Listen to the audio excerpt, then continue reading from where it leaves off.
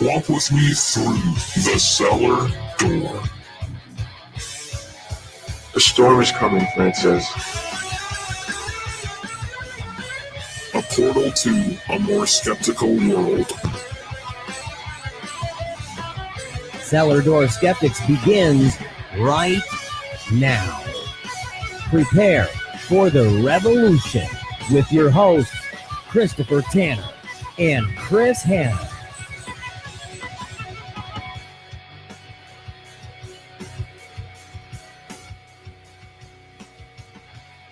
Oh, welcome to another episode of Cellar Door Skeptics. Thank you all so much for joining us tonight.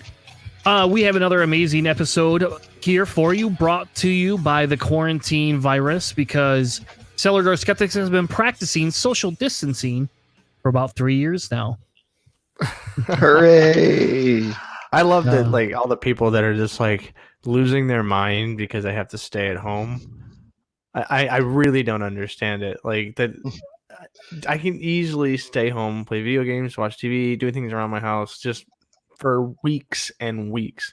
Like going out for the bare essentials to get food. But I could comfortably be an introvert.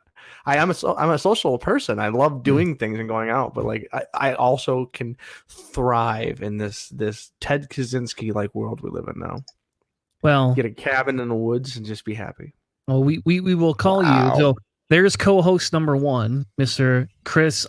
I don't want to be an introvert, but I'm pretty sure I am, and just doesn't want to let the cat out of the bag, Hanna. And then we'll introduce our second co-host, Buddy the Lumberjack, the guy who still continues to go to work even after he's told to stay home. No.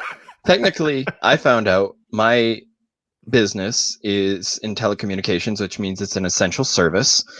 Although if they actually looked into what we did, I think they might rethink that and want to close up that loophole. But there's only like 4 people going into the office, and to be honest, if I were to work from home, I would not work.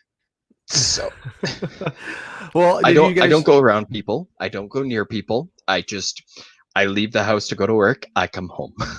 Did you see the short video of the guy? He was just going on a walk out on his street on garbage day, and he's like, just doing a check and looking at going for a walk and looking at everybody's recycling, and every bin was just filled with bottles of wine and beer and vodka. Like, just it get progressively, like some of them was like 15, 20 bottles of wine. Like, it was a crazy amount. I went to definitely just drink cheap wine or cheap liquor if you're that bad. If you got to drink that much.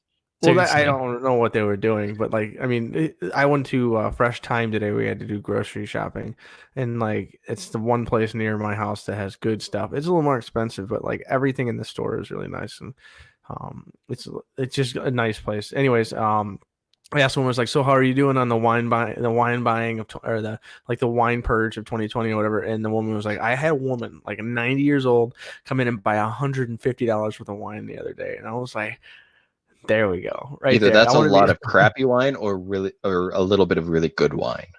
Yeah, well, I mean, just either way, it's still $150 worth, but still, like, I mean, if you're looking at $20 a bottle plus tax, it's a solid 7 bottles. Like a 1 week for me. I mean, well, yeah, that works. No, you figure that's what? That's only 5 bottles of wine.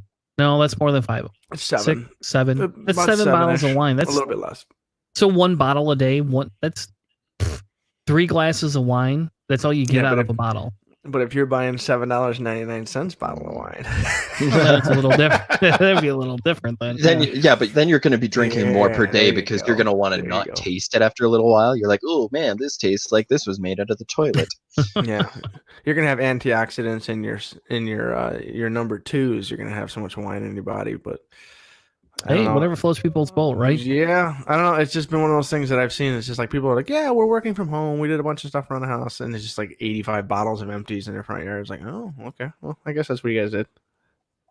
Yeah, I won't say my life is that much different, right? You know, I mean, I don't think I drank that many bottles of wine, but I probably went through a couple of fists of whiskey, so easy. Yeah. I mean, I've been working from home for almost 4 weeks now, so like mine's a little different, and I get your I get your position there, buddy. But at the exact same time, if your paycheck depended on it, I think you wouldn't get a choice. It would kind of be like, well, I'm going to either do this or not. I mean, it's kind of like when it comes to preparing for the show. Usually ignore me, and then right before the show, about 3 or 4 hours, you message me and you're like, hey, got all these great ideas. Can we add these to the show? And it's like, oh, yeah, sure. Hey, no problem, buddy. You would do the same thing when it came down to crunch time. And somebody's like, all right, dude, you're not going to get paid this week. Do you want to get online? Want to get paid? Or do you not want to get paid? You get online begrudgingly. Oh, if I had to, it would be begrudging, but I don't. It's not an utter necessity. They haven't shut down my office, and there's like I said, like during the week, there's been only like 3 or 4 people total going through the office, and 2 of those people were in there scrubbing it down with sanitizer. So I get it. I will take the flack, and I will not resist it. I'm going tomorrow. I'm going in. I'm going to be in all week. So I mean, hey, you can't do your job at home though. Yours is a little different. Yeah. You can't unless you have all the machines at home. Now that would be kind of cool if your company would build you a pole barn in your backyard, send you the machines. It'd just be like you'd be working for your dad again, except for you'd be working from them at home, and you'd be like, "Hey, I hit my 40 hours, guys. I'm done. Sorry." I do have a little CNC in my house here. It was right next to me. I do. I bought a little CNC, a little CNC router that I had on the table next to me. I've since replaced it with a full-on growing party for gardening, so it's been pretty interesting. Like that's what I've been doing with my time. I love it. It's been awesome. Like I last year was my first big like really working at the garden and like learning a bunch of stuff about it, and then it's gonna show up again with a quick save later in the episode. But like it was really nice to just kind of once everything's done, just kind of go up in the office here and just like work on growing stuff. It's pretty cool. I'm looking at my work on my garden outside and all that kind of stuff, getting it all ready for the season once it starts up. Hopefully soon we get some warmth and some comfort outside. Yeah, go figure, right? And I think for tonight, some of the topics that we wanted to talk about is a little different. We're going to talk about the feud between GM and Trump in a minute. Because I think it's important, especially because a couple of us are, in manufacturing. So it's different. And it's kind of scary what's happening with that. And we're also going to break down the stimulus proposal, or I guess now technically it's a law. So we're going to go ahead and break that down as well and look through that. But I thought before we got into it, we'll do a little bit of lighthearted woo-woo crap, I guess. And then I don't know what else to call it. And the only reason I wanted to do this is because these people, not these specific people, but people in my Facebook feed are now showing up saying, oh my gosh, this is fake news, basically. I had somebody post the other day, isn't it wrong that the government's taking our social abilities away because they put an ankle bracelet on a guy who's been shown that he has the virus and he won't stay home. He doesn't care. Jeez. And so they think it's a violation of the state premise because somebody put an ankle bracelet on him and said, hey, you're going to stay home. We're going to monitor you. And it's like, he should stay home. He has a virus. Like, do you not take this seriously? Is this something that you're not taking seriously? No, they aren't. I mean, that's a public health risk. Literally a public health risk. These kinds of people are the kinds of people that they permeate the libertarian culture. But I mean, they even go further onto that too. Just like absolute no government, state of nature type situations. Like these people honestly, truly want all of the benefits of the social contract we have in being citizens of a country and giving up some of our freedoms in a time of emergency and need, which that's exactly what our government is doing. We give them some of our rights so that they can protect us when we need that help. That's the whole point of having a social contract for a citizenship. These people want all of the benefits, all of the good things that come with that, and they don't want any of the bad things where they can be told to stay in their home if they're sick and they're going to be a danger to society. They honestly think you can have all of one and just completely ignore the rest. It's to have your cake and eat it too, BS, all those kinds of things. These people honestly think I deserve all of the benefits. I'm entitled to everything, but as soon as the government tells me to do anything at all, I'm being oppressed and this is bad and this is all fake. Like it's just it's frustrating. Yeah, you know what the funny thing is? This person is a Bernie supporter, hardcore Bernie supporter. What the fuck? I know. They worked with me on fighting the LGBT suppression that Jenison Public Schools had, 3 or 4 years ago. Like our Jenison for Love group. I mean, like, I don't understand. And they also posted this stupid thing that people are inflating death certificates, right? And maybe we'll cover this next week. I don't know. I get sick of having to debunk this type of shit. But essentially they're saying, oh, well, we're going to people die of heart attacks and suicide, and they're counting it as COVID. That's what they're putting on birth certificate or death certificates. Therefore, they're inflating these numbers. And it's like, what? What? Like, okay. If you got COVID and had a heart attack and died, you're not going to die from a heart attack. COVID stimulated it. You didn't have a random heart attack. If you have autoimmune diseases, right, and all of a sudden you get COVID and you die, they're not going to put autoimmune diseases on your death certificate, whatever your disease you have, because you died. What stimulated that actual death? And it's just, to me, it's mind-boggling. This person's mind-boggling to me. Like I had to mute them. Like, and then I think they started defriending me from their posts. Like I can't see certain of their posts anymore. These are the kinds of people who are like these are the people that I have difficulty with when it comes to the Sanders campaign. And it's the people these are like the Bernie or Buster guys, but also these are like people like Joe Rogan, who recently just said that he would vote for Trump if Biden was the nominee, which is like Joe just said recently that Bernie Sanders is the guy that he would support, and now that Biden is in the lead, whatever.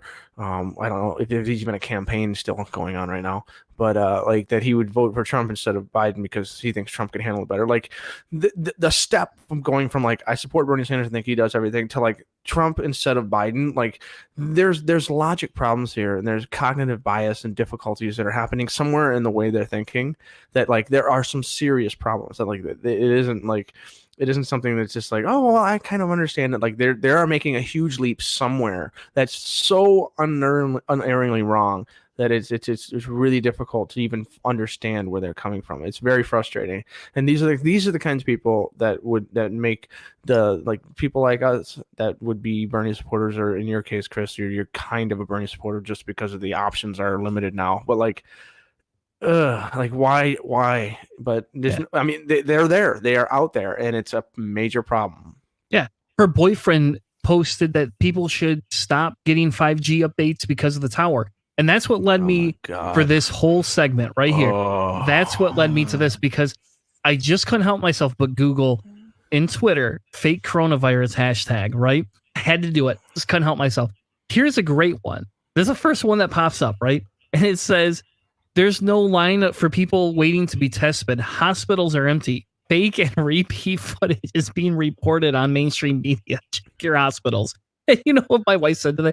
Go fuck into the hospitals and you'll see that it's not fake news. Like go ahead. Yeah. Get off your ass and do it yourself. Go do it yourself. You know? Yeah. And chances are that's not even a real video. I've seen this on Reddit a whole bunch of times. There is this one picture that a bunch of news sites have posted and saying, and it's been attributed to multiple locations. And I haven't seen anybody debunk it. I haven't seen it. So like CNN would post this picture saying, this is what's happening in Texas. And then Fox would say, this is what's happening in Dallas. And like, or like, let's say Oklahoma or whatever. Like, and like it was the same image with like, you know, whatever, some kind of like open source thing. And so like news stations and news providers may be using the same image and just saying, people aren't going to look into this. We just found this picture of a hospital. We're just going to say this is it. And like, this could be sloppy journalism. And what that sloppy journalism does is not so much like, oh, okay, well, we'll just assume this is a real hospital. Like that sloppy journalism, all these kinds of things get caught in the machine of the conspiracy theorists, and they become confirmation that the mainstream media is like lying. They're fake. They're totally making all this stuff up. Like sloppy journalists, people who didn't get their deadline, didn't hit it, and try to copy and paste. People who would get in trouble for plagiarizing or would get in trouble for citing, like back in the day, Wikipedia, before it could even be cited as a viable source, and it still probably can't. But like you would cite this and on your paper at your school, and you would get in trouble because you can't use that source. Like this is not a safe source, whatever. Like these people are now working for CNN, Fox News, and they're like, it's too late. I'll just click something off and they'll do the wrong thing and hopefully nobody will notice. They do notice, and next thing you know, you have like this crazy conspiracy theory that CNN is trying to hide this hospital pandemic shit. Like whatever it is, like just I mean, well, look here. If you're watching the video, I mean, they're not even focusing on anything. Oh, there's a person right there. Like, what do they want? People shouldn't be outdoors. They want people standing out in the streets, but that's not going to happen. And freaking out. That's what they want. Won't. I know. Oh, there you go. Wait, there's a bunch of people. You know, oh, they're not social distancing very well. There you go. Mm. You know, I mean, come on. I don't know. This whole thing just. Oh, there's the inside of an empty tent that doesn't mean anything. I don't know. It just whatever. That tweet pisses me off. But here's the other one for the tower, right? People say this is your killer. You know. Then you come down and you saw Belgium's coronavirus 12-year-old girl dies. I'm not saying the virus is fake, but 3 countries use the same picture. Exactly what you were talking about, right? Lazy journalists or lazy intern, and somebody does something stupid, and now we have this. It's now a fake news story. They could have just not. They could have put like the picture of like the silhouette that you get when you first start a social media profile. They just give you that silhouette. They could have just left that, and the internet would have been fine with it. But instead, someone copied and pasted, and they created this basement warrior who's out there telling everyone that it's not real. Yeah, they here's images of all these actors, right? And they're saying, oh, hey, look, WWE no performers have ever contacted COVID. Okay, so what? That's a misnomer. Oh, they're basically saying all these celebrities are being paid to say they got COVID. Like, what? Oh. What? That's the stupidest thing I've ever heard of. Yeah, just like the singer who just recently died, the Lean On Me guy. Yeah, he totally got paid, and he died. How many others got sick and have died? But he's not the only one. I don't know. There's been a whole bunch of people. I don't know. Keith, are you running into the same kind of stuff? Is there bits and pieces of stuff around here? Because I know that you guys aren't getting any masks from us. So yeah, no kidding. Nothing. Obviously, there's still the same conspiracy-minded bullshit that circulates. It gets out onto the internet, and they all kind of flock to the same information because there's no mainstream publications of it, obviously. So they all kind of flock, and then by using their own internal biases and whatever cognitive procedures lead them to these conspiracy theories, they all kind of put their own spin on it and try to use their own misinformation and whatever. I made the mistake of going through the what I call hell, which is the YouTube comment section on that video that you're looking at right there. And one person, the only person that I've found so far that hasn't been in total conspiracy cocksucking mood is saying, where are the timestamps? Also, when I went to the hospital, it was empty. They literally have you check in and wait in your car and call your cell when it's your turn. You cannot just hang out. And it's like, yeah, that kind of makes sense. Point, huh? I want the hospitals filled with people standing shoulder to shoulder panicking. That's kind of the whole point. You do know that's how things get spread like rapid fire, right?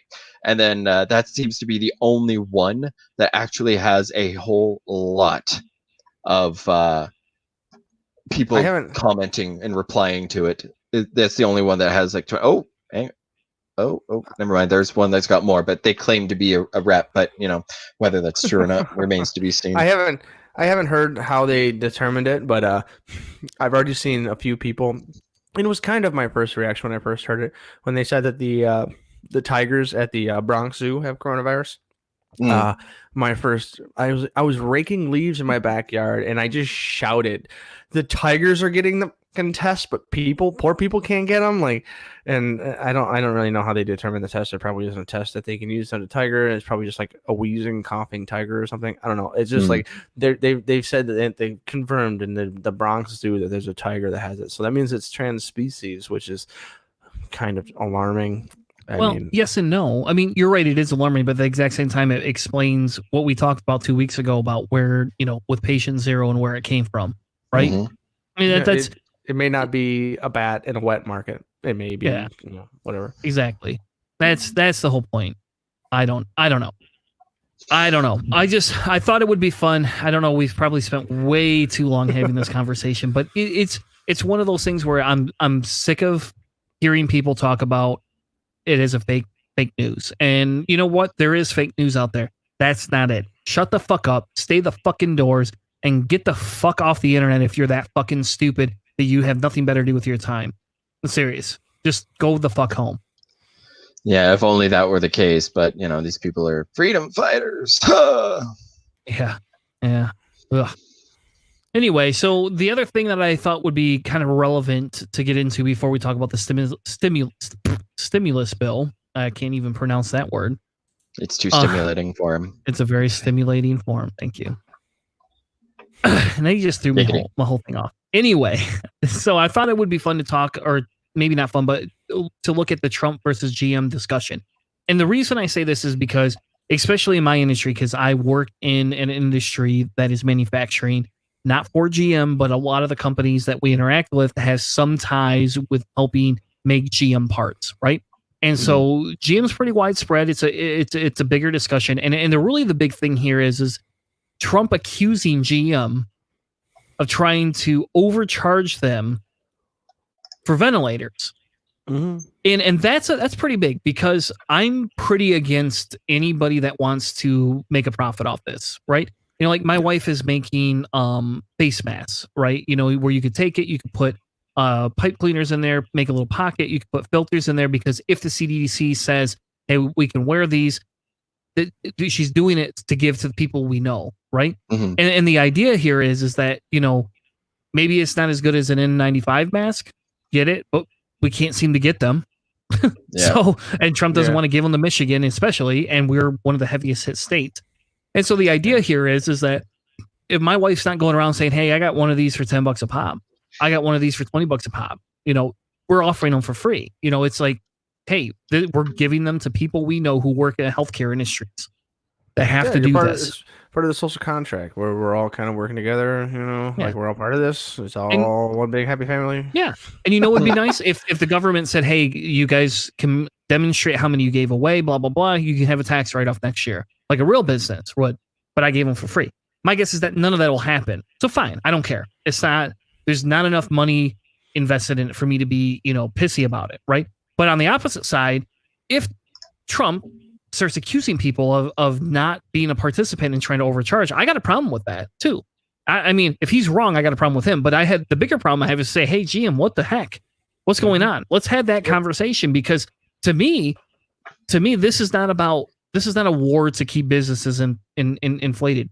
GM isn't going to do that, because that would tarnish their reputation beyond compare. Can you imagine? GM goes, yeah, hey, that ventilator that normally costs $20,000, I'm going to give it to you for $20,500 because it cost me a little bit more to make it, or I'm going to sell it to you for 3 times. Yeah, Trump said they were saying like 3 times as much. $60,000. Yeah, crazy, right? That's crazy. So can you imagine to what he was saying? That's anybody did that? Yeah, I agree illegal. With you. It is literally illegal. Like, it is illegal to raise prices specifically because of an emergency for unnecessary things. Like, that is illegal. It is illegal for a grocery store to jack up the price 3 times for toilet paper. Yeah. Oh yeah. I mean, it's these are the kinds of things, like price gouging is something that when there's a really high demand on something and there's not an emergency going on, like, you can do some things. If everyone is getting together. So like when all the plasma television companies were all caught not too long ago, everyone kind of got together and said, well, listen, we're all going to raise our prices so that, this new technology or whatever. And they were price fixing. Now, if all of the companies, like the insurance companies do, if they did that, insurance companies do this all the time. If they all got together and said, we're going to increase prices, and everybody said, okay, let's all do this, and they were all price fixing, then that would be illegal. I'm not saying that what they're doing is illegal, but it's illegal. And this would be the situation here if GM was trying to say that we'll make these things, but we're going to charge you 3 times as much as they usually are. that technically would be illegal. And it's kind of a gray area when GM doesn't naturally make these. They're switching over from automotive to make these, and so that's also like not as consistent of a thing that there would be a very little legal precedent for them to actually accuse them for it, because like GM just could just not do this. They could just not do it. And so like that's that's where the Defense Production Act, the president has the ability to tell manufacturing, no, you're going to make my thing. You're going to make my thing that I want. Yep. And this is where when we talk about fake news and sorry, I just to clarify, like Trump could actually step in and say, no, you guys have to do this. He did. There's a thing called the Defense Production Act that was created for the world wars and stuff like that, where literally all manufacturers who have the capabilities to build what the president and what the military needs, they are forced to do so. Yeah. And that's what I he didn't did. know that was the thing. Oh, yeah. And I'm going to see Welcome Canada to has America. one. And maybe they do. I don't know. That'd be interesting. You should Google that. Tell us it. Tell us Googling if that. said it. Let's see. If Canada has the same thing, they the same act that we do. Oh, okay. Oh, yeah. It looks like I would assume that most modern industrialized nations have some kind of provision to mimic what the United States has because it was so successful in the world wars. Yeah, it looks like they do. It looks like we do. Yeah. It's okay, little brother. Interesting. I mean, I can understand the necessity for it. It's just like invoking it here. Yeah, it's just shit you didn't know about. So here is a Fox News article where they talk about this, and this is from Friday, right? And they talk about Trump's tweet, and essentially, I don't see them actually looking into anything. All they are doing is repeating exactly what Trump said, as Fox News is wont to do. Yes. They're basically taking him as in a position of authority. And I mean, technically he should be, but yeah. The only little scrap of truth that's different than what Trump says is right here. And essentially, Trump told them to put it in the Lordstown, Ohio plant, which doesn't exist. It hasn't existed in a while. And even way back in the day, and we're talking 2010 to 2012, when I worked for a manufacturer that used to sell to that plant. It was a small plant. They didn't have almost anything there. Yeah, it's obsolete. That's the reason why GM shut it down. Like it's one of the most recent ones that they shut down last year, I believe it was. And Trump and a bunch of people were trying to get them to retrofit it. It was when you heard about GM was shutting down 3 plants and laying off like some 12,000 workers or something like that. That's part of it. And what they're doing is they're building brand new plants with completely renovated and updated technology. So sometimes in manufacturing, it is more cost effective and efficient to simply just essentially sell off everything, whole thing and build brand new instead of retrofitting an old technologically dilapidated whatever.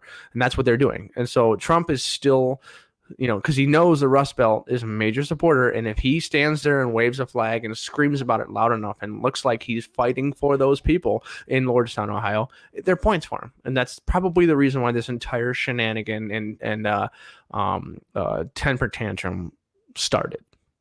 Yeah, exactly. And well, no. So I'm going to disagree with you a little bit on the temper tantrum that he threw. I don't know if it's 100% that specific. I do think you're right a little bit, because him picking Lordstown, Ohio is a specific place where he can try and bring business back and then claim he enhanced the economy, right? Yeah. I think that the big thing here is the fact that nobody responded, or not enough people responded to GM when they made these offers, and they now look dumb because of that. And GM basically started to go ahead. And this is what drew me, because I heard this article, somebody shared that Fox News thing, and I kind of got a little pissed off, and I started to do some research last week, and I was like, all right, let's look into this, because you know what? Maybe Trump's got a point here, right? I'll ignore the Lordstown thing because I understand that point. But he has a thing. If they're going to overcharge for this crap, yeah, we should look into it. And the funny thing is I found, there's a couple of articles and all sorts of things, and somebody actually broke the whole thing down, right? To explain where the facts are. So on the 18th, GM reaches out to the White House to ask and offer manufacturing and engineering capacity to the White House, right? Then GM 2 days later talked to a ventilator manufacturer from Seattle and announced that they're going to undertake a feasibility project to determine if they can do this or not. So think of that date, 18. So GM and that company released they did it together. Yes. For that report. Yes. Yep. And I have Ventec. something where we have Ventec. Yep. Where we have some sources for that. On the 20th, that's when they announced they're going to look at a feasibility project, which that's what we do. When I have to do certain projects, I sometimes have to, create a feasibility report to explain whether this is going to work or not.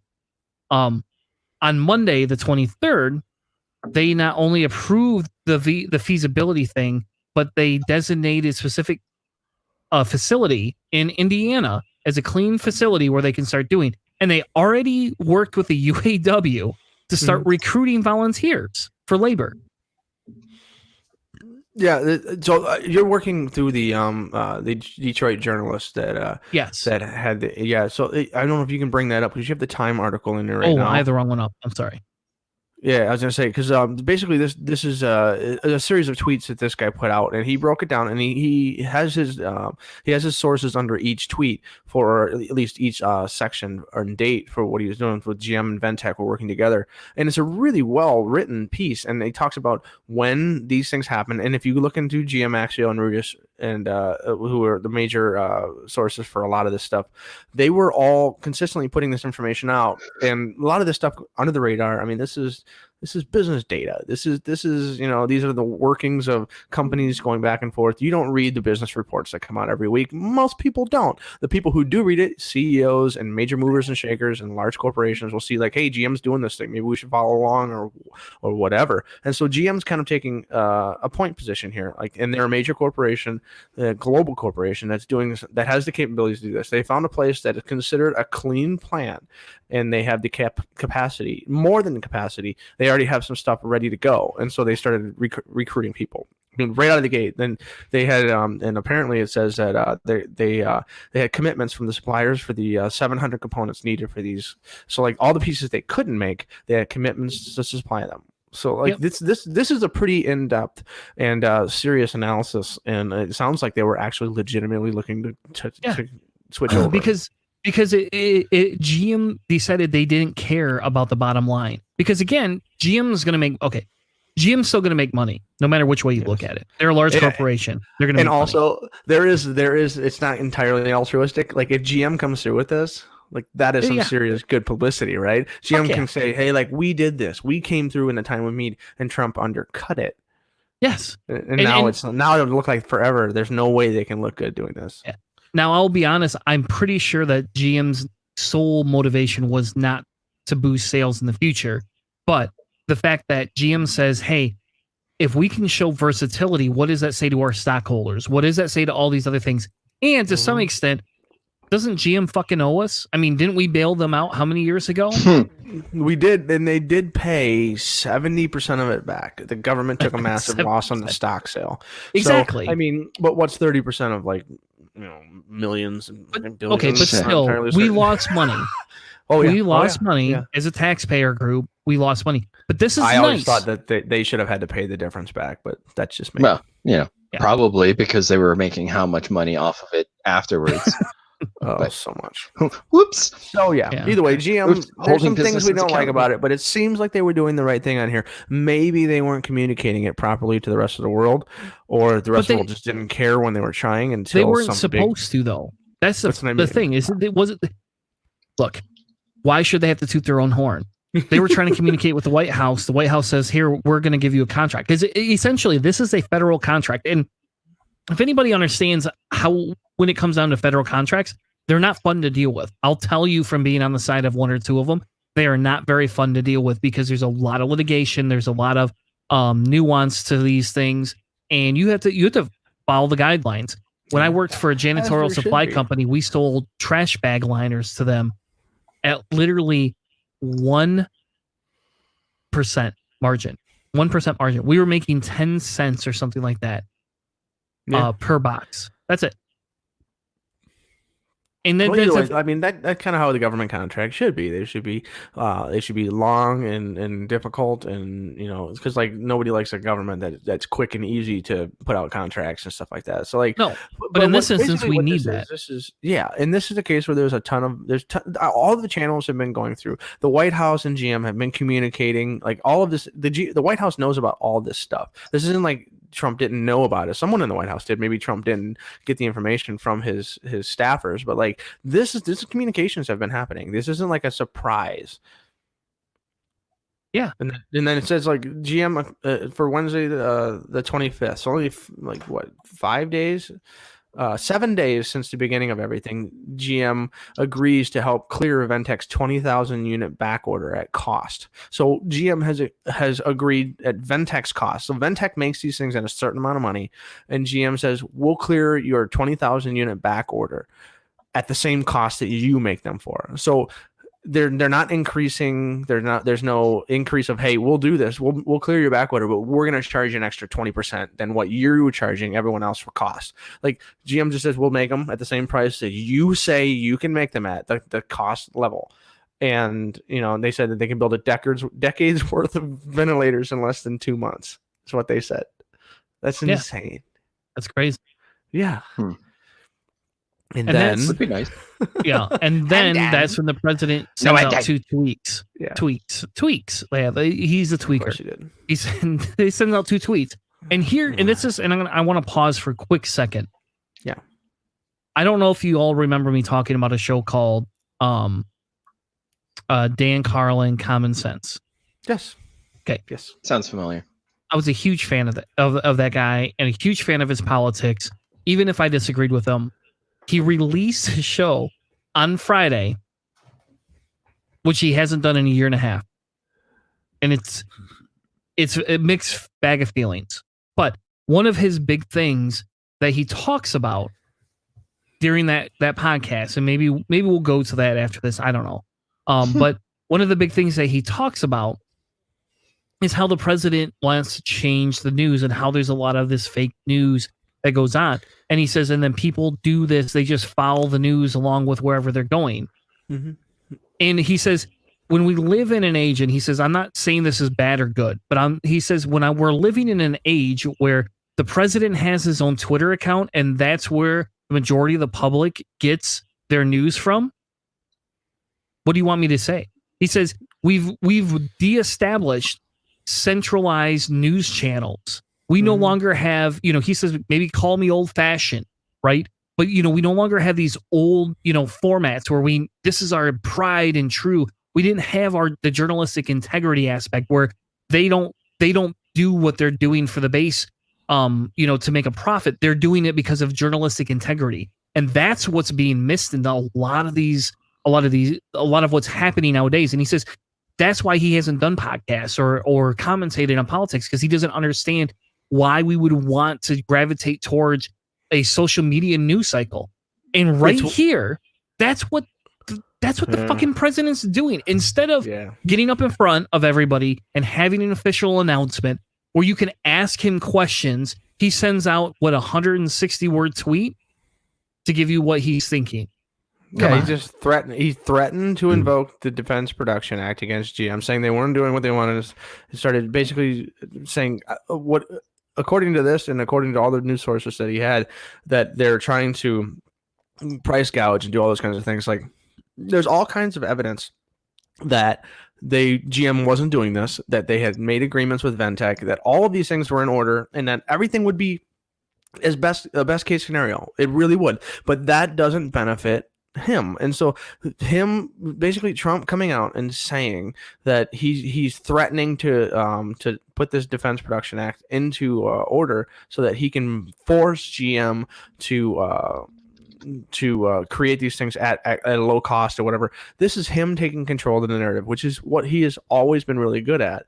And what you were talking about for Dan Carlin, saying he is the direct, like Trump is the direct main line to people now. There's no barrier. There's no buffer. It's like the entirety and the main purpose of the news media and the news itself, the journalistic community, is to check and balance the communications from people who are in positions of power. Essentially, anything they say should be checked and filtered in such a way so that it can be seen as truth or non-truth. And what we've done is we've bypassed them. And what's one of the weird side effects of the democratization of information through the internet is that you can see someone sharing, and I see it all the time. You can see someone sharing something at like it would be something along the lines of like truth, freedom, and power.org or whatever. You'll see like it's like this site claims that Donald Trump is melting down babies and cooking up a vaccine to blow up China, whatever stupid thing they say, but like their source is just some guy who bought a domain and made it. Like that's a weird side effect of the democratization of information. And it's like we're still trying to figure out how to deal with it. And the Trump is probably like the legitimate physical manifestation of that entire thing. Like he's taking complete control of the narrative, turning GM from essentially what they've been doing is altruistic to a certain degree. They will make money. This is a business and a corporation, but they're not going to be. I mean, this could be a great thing that they could tout as saying, "Hey, we did the right thing," and he immediately changes it with one small message. And there's nothing. There is literally nothing that half of the country would ever hear that could change their mind now about GM trying to price gouge. Well, no, because it's the first message that people hear, and that's all that's going to stick. And it's not a fault of the people who hear it. It's the fault of our basic human psychology. That's the first thing that we heard, so therefore that's kind of what we're immediately going to jump to. That's what we're going to have as a foundation for what we see as true. And the challenging that and changing that perspective, that's the hard part. That's going to require actual conscious effort. Because all Trump's done is he'll just spit out a million little bits of bullshit just to make himself look better, and he knows that that's all he needs to do. So, young people have grown up with the internet. We have grown up naturally with a bit of skepticism, knowing that fake truth and BS is all out there. The older generations and people who came to the internet after being 30-something, 40-something, and they were asking questions like, is AOL the same as the rest of the internet, and all those kinds of things, like they don't have the natural immune system set up yet, or it's really low and slow to the game. And so these are the communities that Trump is building his base in. It's the older communities throughout the United States, and they did there were findings that said that the boomer generation and people like that they do share more fake news than any other generation. It's these kinds of things there are difficulties that we're dealing with, and it's hard to not take an adversarial relationship to everyone who supports these kinds of things. But like working with my family and my grandparents and older people and like showing them and helping them. And also like we don't have an adversarial like confrontational relationship. So it's a lot easier because we have like real conversations. But some families and some people, like you can't do that. And literally people don't talk at holidays now and stuff like that over like political positions. It's insane. It's just because of like a tweet. One little thing that gets dropped down there can make someone so against GM forever. It's like there's a Trump house on the street that's covered in Trump stuff by my house, and they have a Lexus and they have a Toyota in their garage. And like I was like the made in America, like I don't understand what's going on, but like either way, like that's like this kind of thing. Like if Trump does this, there are people in this country now who will never buy a GM. They will always buy a Ford or a Chrysler. Like that will change. And he has a lot of power for a tweet. But that's also the world we live in. Is it's no longer about the lengthy, well-worded, nuanced story. It's the quick soundbite. I mean, that I think is why people like Ben Shapiro are so popular, is because they just go right in for the gotcha point, and that's the soundbit that makes it into the psyche, that gets picked up and gets regurgitated and spread and shared, because that's the highlight reel, and that's the only thing people seem to care about. They don't want to sit and go into the full nuanced discussion and look into it. And I think that's why Biden doesn't want to do any more debates. I honestly think that's one of the things that like I don't think he wants to do any more debates because of that. Yeah, because he can't handle that discussion. Oh, you Well, no, found the house? he couldn't. He wouldn't Yeah. last. There's the Trump house. There's the house down the street from me. It's the Oh, only God. colonial on the street, and of course, they have a life-size Trump and Melania in the window. Like, and it's the weird, creepy smile Trump. He's like, "Grr." It's weird, man. Hey. It's weird. And this is like the most successful post I've had in the whole year. It's been like people are just like, what? And like I do enjoy like some of the people that walk down the street, like they kind of like talking like I take the dogs for a walk and like people will look and kind of giggle, and so like it's like okay good, like they're not like oh yes I love it, and so like I took photos of it and then I was like I'm probably gonna get shot. I would not be taking this photo of this house, but But yeah, they're too uppity like to I've had shoot you, people man. I've had people like look at my Bernie Sanders lawn sign, and like I've had more people say, "Hey, Bernie, cool," than I've had people like look and go, like grunt or something. But I'm sure they have. I've had people honk and flip me off in my yard. Just Shocking.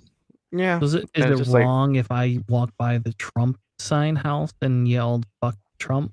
He doesn't know what he's doing Yeah. this weekend. I might not have thought that. I won't deny or concede that. I'll never forget the quickest, most telling interaction I ever had with the Trump supporter. I was driving down the highway 196 and 96 intersection where M37, 196, and 996 all meet in Grand Rapids. It's this weird Y of mess, and this guy was like just like freaking out behind me, just like swerving like crazy.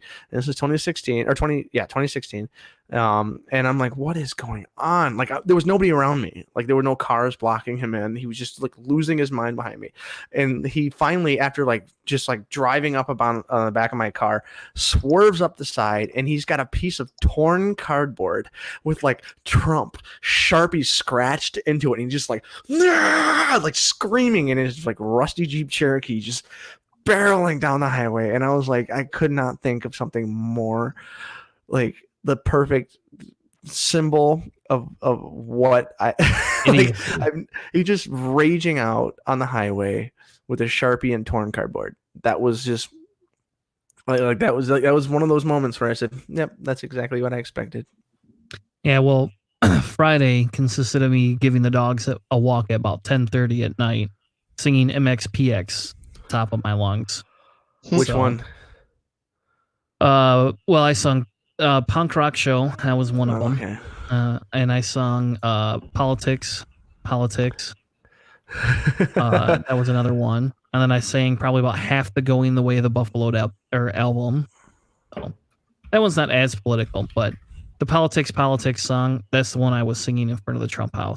And it's only because the guy was in his garage. And I know maybe he could hear me, maybe he couldn't. Probably shouldn't have done it. But, like me and the one dog, I'm doing my little, skank dance or whatever the hell you want to call it, down the street. Because there's nobody on the street at like 10:30 at night. It's just me, been drinking for a little bit, taking the dogs for a walk, because I got to. Yeah, there's the Kids in America song and all that.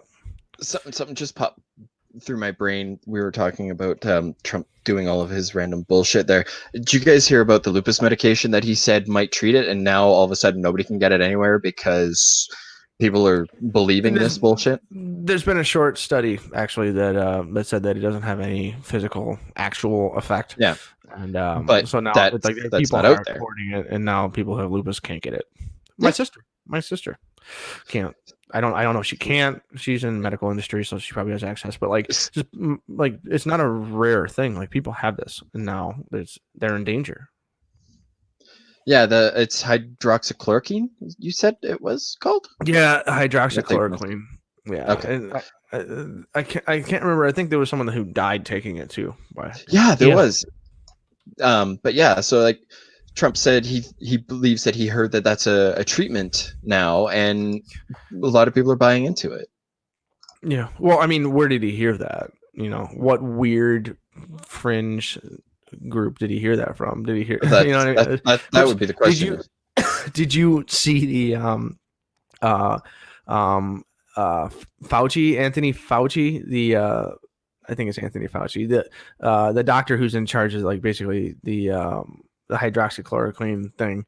He was on Fox News for Fox and Friends in the morning, And like they kept like saying like this is this and this and this, and he just shut them down, just over and over. Anthony Fauci, yeah, or Fauci, and he just shut them down over and over again. They're like, he's like, yes, there's a thing in China that like they tested like 10 people and it was not very strong. It was really bad. It was not conclusive at all. Like just basically they had him on. I was like, this is a guy in Trump's administration. This is gonna be a great interview. And the whole interview was him just basically like saying, we're using evidence, not opinion and feelings. It was delicious. I could taste the disappointment in the host. Wow. It was beautiful. I highly recommend it. Like you just look it up, Fauci slams or destroys. Everybody uses destroys. Like, oh, this person destroys Fox and Friends, but Fauci interview on denying Fox and Friends was really cool. But anyways, back to the whole like thing that we had to for the GM. So like essentially GM could make these things in Kokomo in Indiana, and they're completely they have everything lined up for 40,000 ventilators is what Trump was saying, and then I said it became 6, and the price became a big object. And there's a Peter Navarro who is a one of the Trump cronies who's involved in this, and Trump said he had to get involved and get all this figured out. And in the end, what it was is GM and Ventec had something set up. They were essentially going to put their huge manufacturing capabilities into making the pieces that were necessary so that they would make whatever they hadn't sourced in, and they were able to make these parts. It's a huge feat of manufacturing capability and a really, really, really big deal as far as stepping up for the country. They said maximum production for Ventec is 200 ventilators per month. GM was offering to build 100 times that many in a matter of a few months. So needing less than a month for retooling and training. That's all they needed. They needed a month of downtime to set up the tooling and get the training going. No, hold on. No. It says right here. Okay, they're not going to take a month of downtime. What they're going to do is they do like a ramp up process. Within a month, they'll be at 100,000 a day. Yeah. Because they'll be at 50,000 a day pretty much starting instantaneously this week, is what they're saying between the two facilities. They're going to ramp up to the 100,000, but they need a month to be able to do that. Okay. And that's a typical.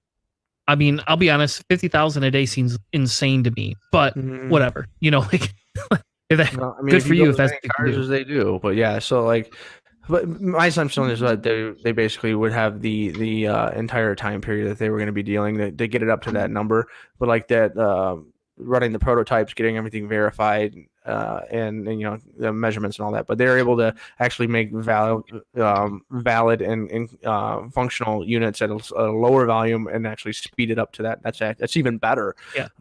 Because that's what because they have all the prototypes and they have all of that stuff from Ventec right now. They were able to re-engineer that essentially through all the blueprints and all. Just so you know, this is actually going to be very weird, and I wouldn't be surprised if GM buys out Ventec at some point in the near future here, because if they can do this better than them and it becomes a profitability center because of this, I wouldn't be surprised if that happened. But diversifying a corporation is one of the first rules of Fight Club, right? But I mean, it really is. Like when the market was at the peak, Google was buying over a company a day. Yeah. Like, so if you think about it, what they probably have done is they probably shipped people from their facility out there. Like, so if I worked for GM, my job would be 100% essential. I'd be the guy on the floor looking at all the stats, reviewing them, understanding where they're gonna how these work, looking at the different tents. The engineers are the ones that are come in and do the testing, and then I'm the guy that compiles all the stats. And then what they do is they say, okay, hey, we're gonna run production. You get to watch production and tell us where you can find the enhancements. And so that's why it's going to take a month to build that ramp up, because essentially there's process improvements. GM is essentially it kind of sounds very degrading, right? GM is essentially telling them, give me a month and we can do your job better than you can. Like, that's what they're telling them. Also, Ventec is a small corporation. GM is one of the largest manufacturers on Earth. So Ventec's going to be like, hey, can you use this massive resource that you have of all of these capabilities? Yeah. And that's really a cool thing. And basically, GM has said that this was a patriotic thing, essentially, that they're doing. They are doing the right thing when it comes to helping the country. And the end of this guy's tweet series. I don't know exactly what they're called. The GM will.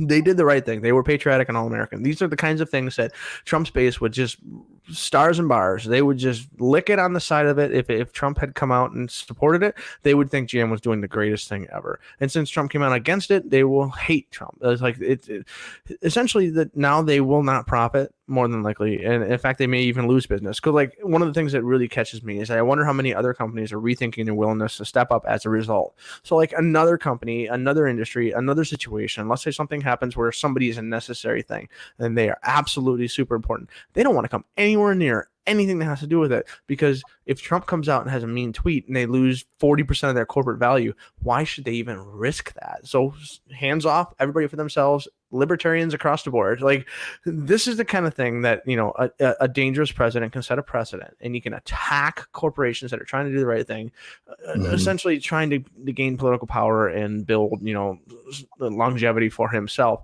But this is him trying to help himself, and doesn't really care about the country itself, because this is a huge thing. He should be standing next to the GM CEO, Mary Barra, and I think that's what her name was. Yeah, Mary Barra. And he should be standing next to her saying, this is a great thing that we did. We figured it out. We made it work. We're going to do this great. But instead, confrontational as the president always is, he pissed all over it. And he makes this confrontation fight, and he knows that people read the news. You know, you open up the newspaper if you're still an older person who buys the paper. But if you open up your social media and you see a link that says X is fighting with Y, or X has a great hug with Y and they get along, like you're gonna click on the fighting with. This is, you know, human psychology and all those kinds of things. He knows it. He knows these things, and whether or not, you know, he's playing this fourth dimensional chess that everybody says he does, it sure seems like he's making these decisions every once in a while. And I think he tries to control the chaos, and he just lands on something just through pure, you know, luck or whatever. But this, I think this is a negative thing that'll happen, that'll actually have a negative effect for a long, long time because of what he did here. And like, it's frustrating. And manufacturing, and I'm in automotive and diesel fuel, and like if there was something that my company could do and they could help. I mean, my company is patriotic as crazy, and it's unnerving to a certain degree. Coming from just a small business, is like, whatever, the government's just out here to step on me. Like, if there was something that we could do, we would do it. And then if that came around, that like Trump was just like, yeah, and just like killed the company because of a tweet, because he was unhappy with something, like, you know, I mean, it's just like he's stepping on the patriots that he needs, and the people that would vote for him, and then he just, you know, shoots him out. I don't know.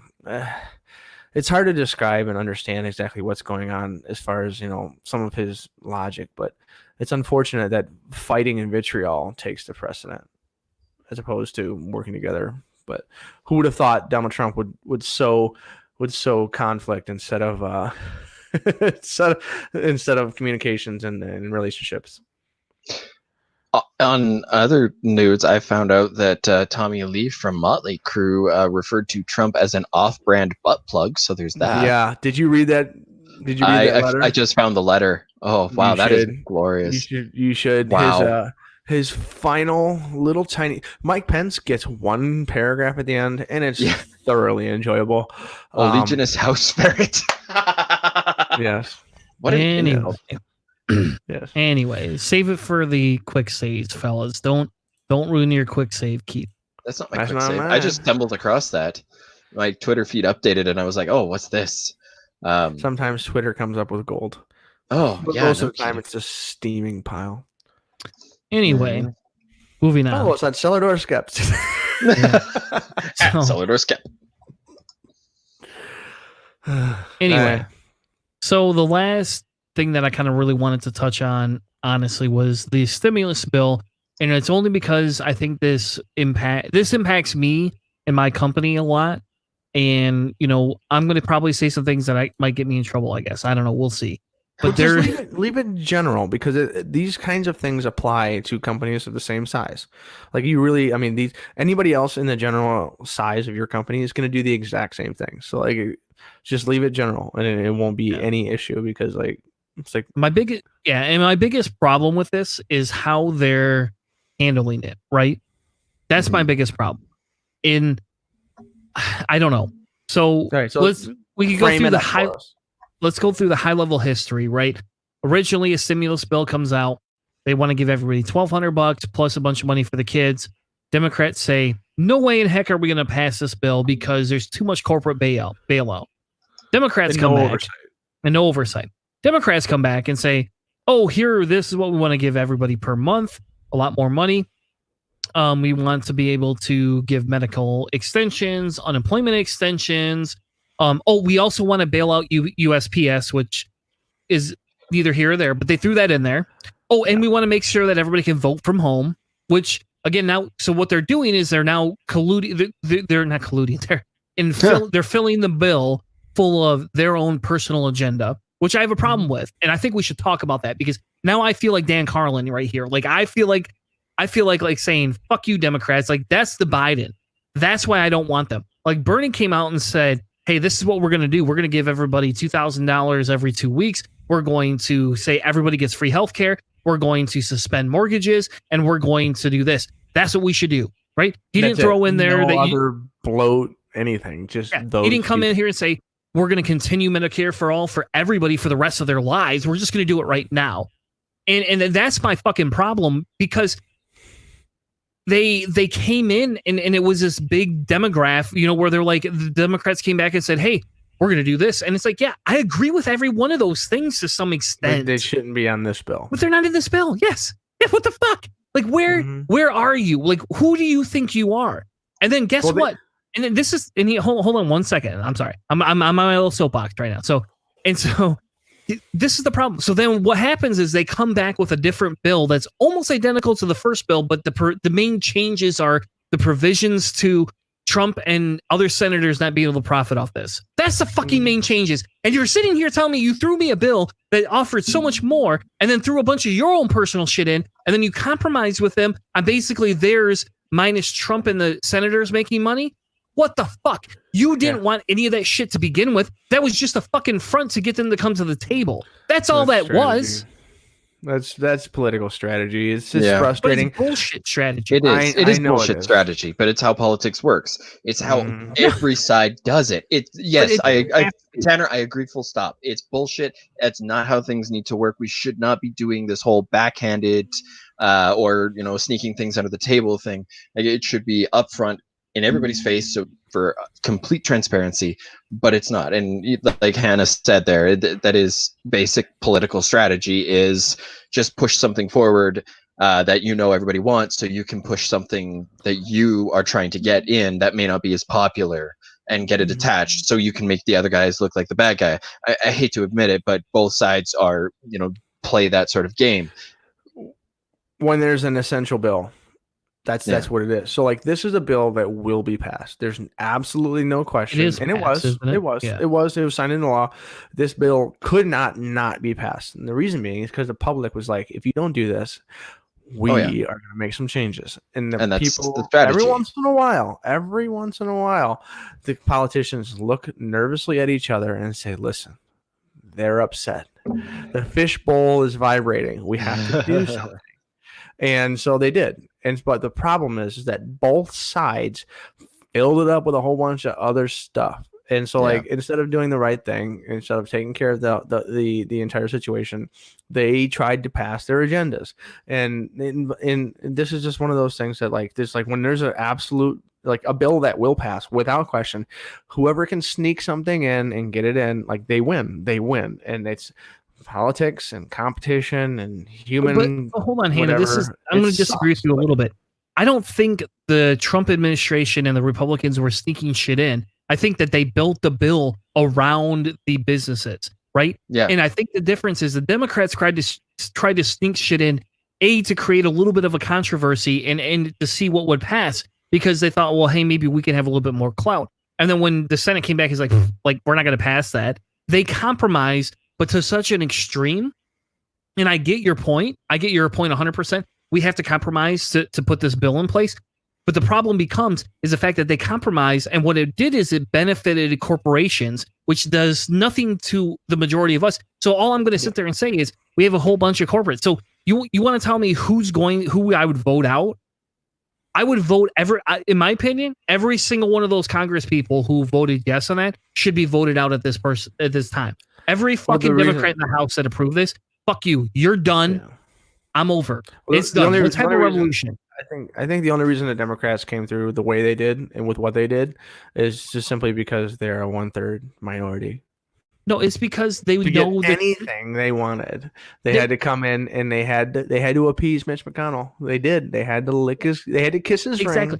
But if they didn't do this, sucks. They would be kicked out because you're talking about people getting not reelected. It's this type of the shit that we should be not reelecting these people because they're saying, hey, we're going to do this because that's what the people want. And I'm saying is, if it were up to me, there's a bunch of us that own guns. Why don't we just walk up the fuck up into Congress and start holding people at gunpoint saying, hey, you guys want to write a bill? Let's write a bill for the people. Who gives a fuck about the rest of the economy? Let's get the people helped right now. And then you guys can work out which corporation is going to make money off this. Well, the last time I saw a bunch of people with guns do anything, they went to a wilderness refuge, and like 3 of them were shot and just pigeonholed into bits and pieces. So, I do understand the whole idea of a revolution, but I think that one's not going to work too much, especially in DC. The entirety of the situation is that the Democrats were at a strategic weak point. They had the low ground, right?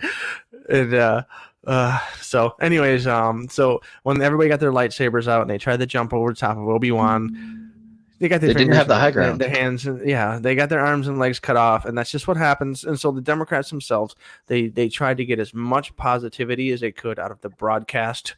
We're doing all of these things because we think everyone needs these things, and there's all strategy and pomp and circumstance, and it's just the way our political system is kind of built up. It's frustrating. The thing that gets me is that what everybody's touting is like this great stimulus for the little guy, this great stimulus to help everyone, which Chris and I probably don't disagree on, is that it's not really a stimulus to help everyone. A one-time payout of probably around $3,400 for most people is great, but that won't cover the majority of the time period that we're going to be looking at here. And so, in the end, who's benefiting the most from this? And it's going to be corporations. It's the whole the way this bill was structured. And so Chris's biggest issue is probably with the corporate, not either non-oversight or what was it, forgiveness issues that were on here. And those are the things. The little guys are getting a little bit, they're getting a little crumb here, have some the body of Christ, right? Chew on this cracker and shut the fuck up. That's what it feels like to me. Mm-hmm. Yeah, that's it. It sounds more like a popularity contest. And to your point about the one-time payment, as opposed to using this as the perfect opportunity to develop a better unemployment insurance system, or even a UBI system. Freaked out that they were going to increase it for another $600 a month, so that you can potentially get your entire old paycheck during this crisis. You would just get your whole paycheck when you're unemployed. And they're this is insane. But I mean, instead of looking at working on a UBI style system, or just a better system to guarantee people have an income when they're not working, that one-time payment, it's only going to go so far. It's going to only go as far as the bucks it will allow. And I'm not going to lie, I work in an industry where it's a lot of vice, and I can tell when government subsidy checks have come out, because those are the days we're busiest. Those are the days we see the most traffic, is because people just want to spend money on these vices. And while I'm not going to sit here and say people should not have an outlet, they shouldn't have something that they enjoy that just kind of helps them shut their brains down or whatever, or they had a bad day, et cetera, et cetera. Poor people can't have iPhones? Poor people should not have technology or any sort of fun until they are rich. I see you have a new car. You should have a better job. Blah blah blah. Yeah, exactly. But that giving people one-time payment, that payment's going to go into getting them through. Because that one-time payment also sends a message of, well, we only think this one-time payment is going to be necessary. That's all people are going to need. This is a short-term thing. It won't last for 6, 10, 12, 14 months. Yeah.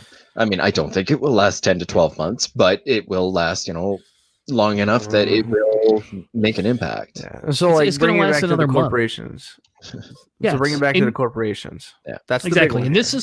this is where Right. this is where I get angry at some of this, right? Because so let's start with sick paid leave. Let's just start there, right? Mhm. So they're Yep. granting companies money. I guess maybe I should bring my screen up.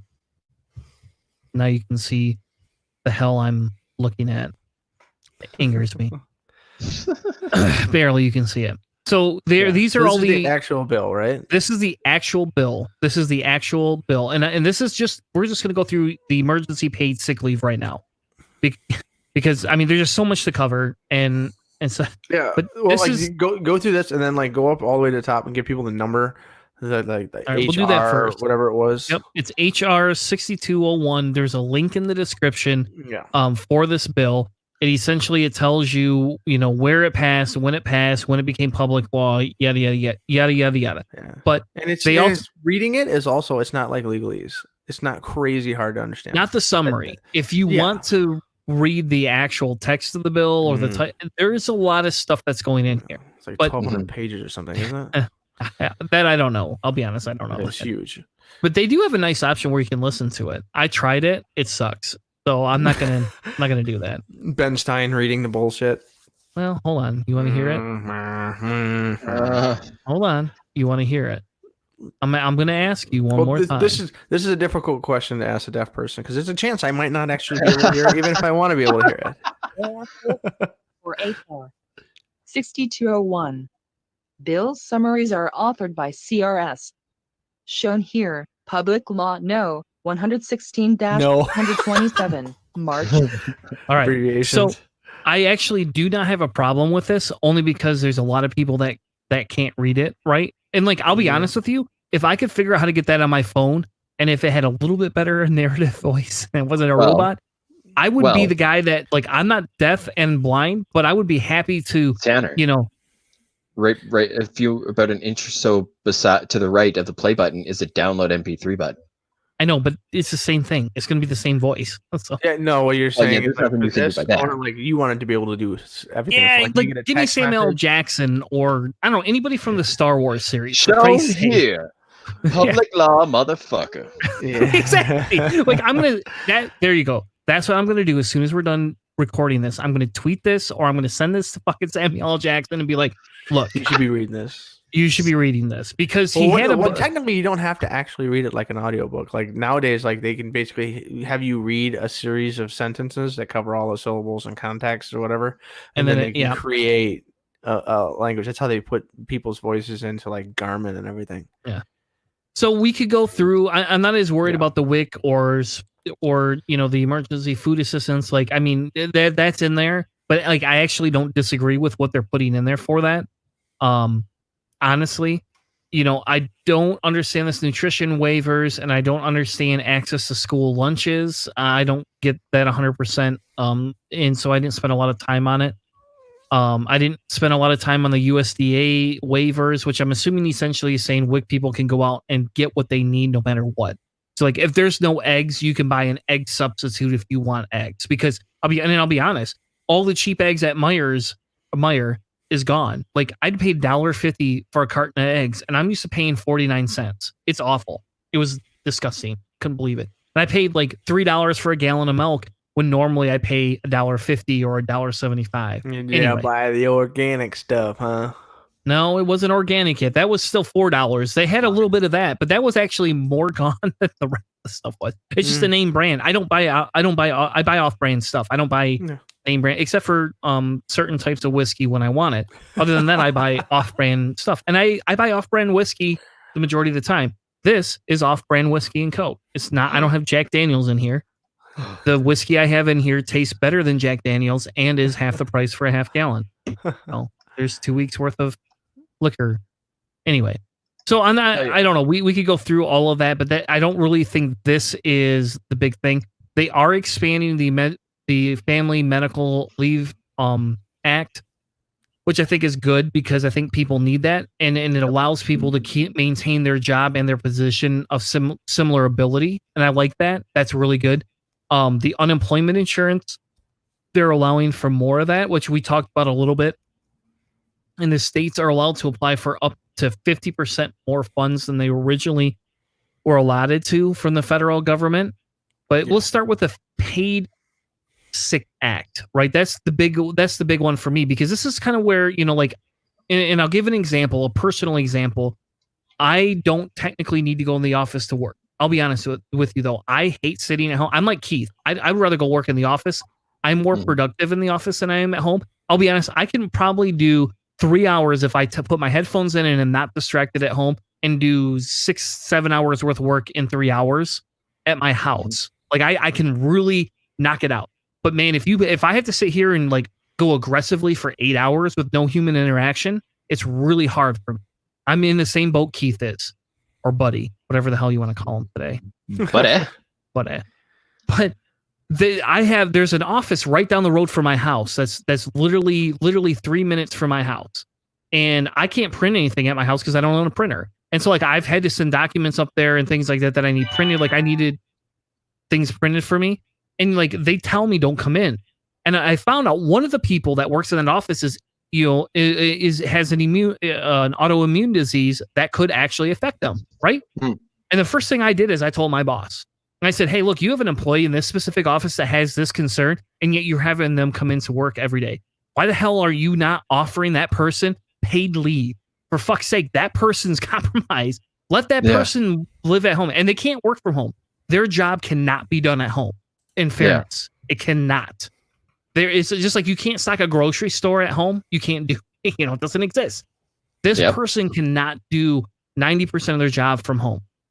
And I made the argument that says, hey, look, you guys are talking about this. This is what this says, that they get, 80 hours of paid sick leave. I said, yeah, that's ridiculous. Let that person go home and take their 80 hours of sick leave, and then let them feel like whether they want to come back or not. Right? That's what you're offering. And I don't have a problem to some extent with this portion of the bill. What I have a problem with is the fact that there's no precautions in here that forces employees to do a damn thing with it. All it does is talk about what the fuck the company gets. $511 per day. $5,100 aggregated for sick time related to the coronavirus symptoms, right? Where the hell in here does this not say, hey, if you have employees that qualify for autoimmune diseases, they get this? Where is that? You tell me how this is helping people. All you're doing is letting the employer make that decision. So I put pressure on my employer, and I'll just say it frankly. I openly went out and I said, hey, this is BS. This is what this actual bill says. Go give that person that option. Make sure they feel that their job is guaranteed. It says in there that employers must provide conspicuous notice in the workplace, and the emergency paid sick time retirements under the Division in Labor must provide publicly available models of such notice and not later than 7 days after the enactment of this division. Like it literally says that by law, they have to be posted, all of that information. So we have that posted, actually. We have all of this. We've done all of this stuff. The difference is the fact that that person doesn't qualify because they don't have kids at home that they have to take care of, right? They don't have, they have not been told to quarantine or self-isolate. So they don't have either of those things. Okay. They're not caring for another employee's child, right? So what do they need to go home for? They're just not feeling good? No. For the pure fact that they are an immune, they have a higher probability of getting sick. Yeah.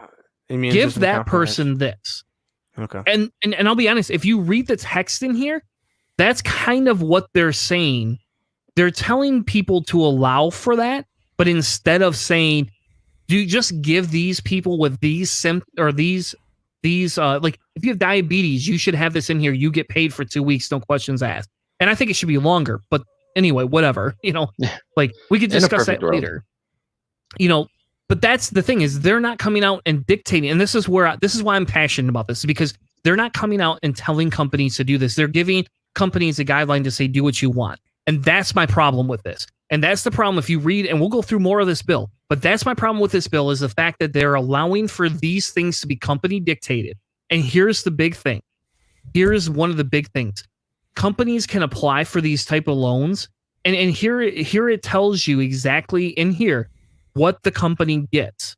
They're literally going to get a payroll tax deduction for this type. If an employee goes home because they have symptoms or one of these 5 things up here, if they go home for any of those 5 things, they get the 2 weeks paid sick time. They have to pay it out, and then the company will get reimbursed. Great. Yep. But they should expand that to allow for people that have those symptoms or not those symptoms, but those issues to be able to not have to work. And I can tell you right the fuck now, we almost had to lay people off because of the fact that we didn't have enough work going around. That person could have gone home and we could have saved another person's job.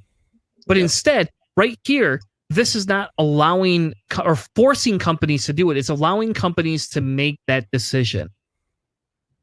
Yeah, it's a frustrating area is when you're trying to find an area where a bill has to be so specific and controlling that it would have like all the scenarios paid, and they had to make this bill relatively quickly. It's just like when they did the tax plan, it came down to the last crunch minute, and they're like, there are things in there that people don't even know are there yet. Like they haven't had enough time to analyze it. There will be people who are going to be looking at this act, and they're going to be finding all kinds of loopholes for the next year, 2 years, 5 years, for tax purposes, for accounting purposes, for all of that kind of stuff. And it's just, I mean, this thing was written in, a blitzkrieg of information, and so like all of that kind of stuff, it's gonna affect certain things, specific things, oversights, and little things like that.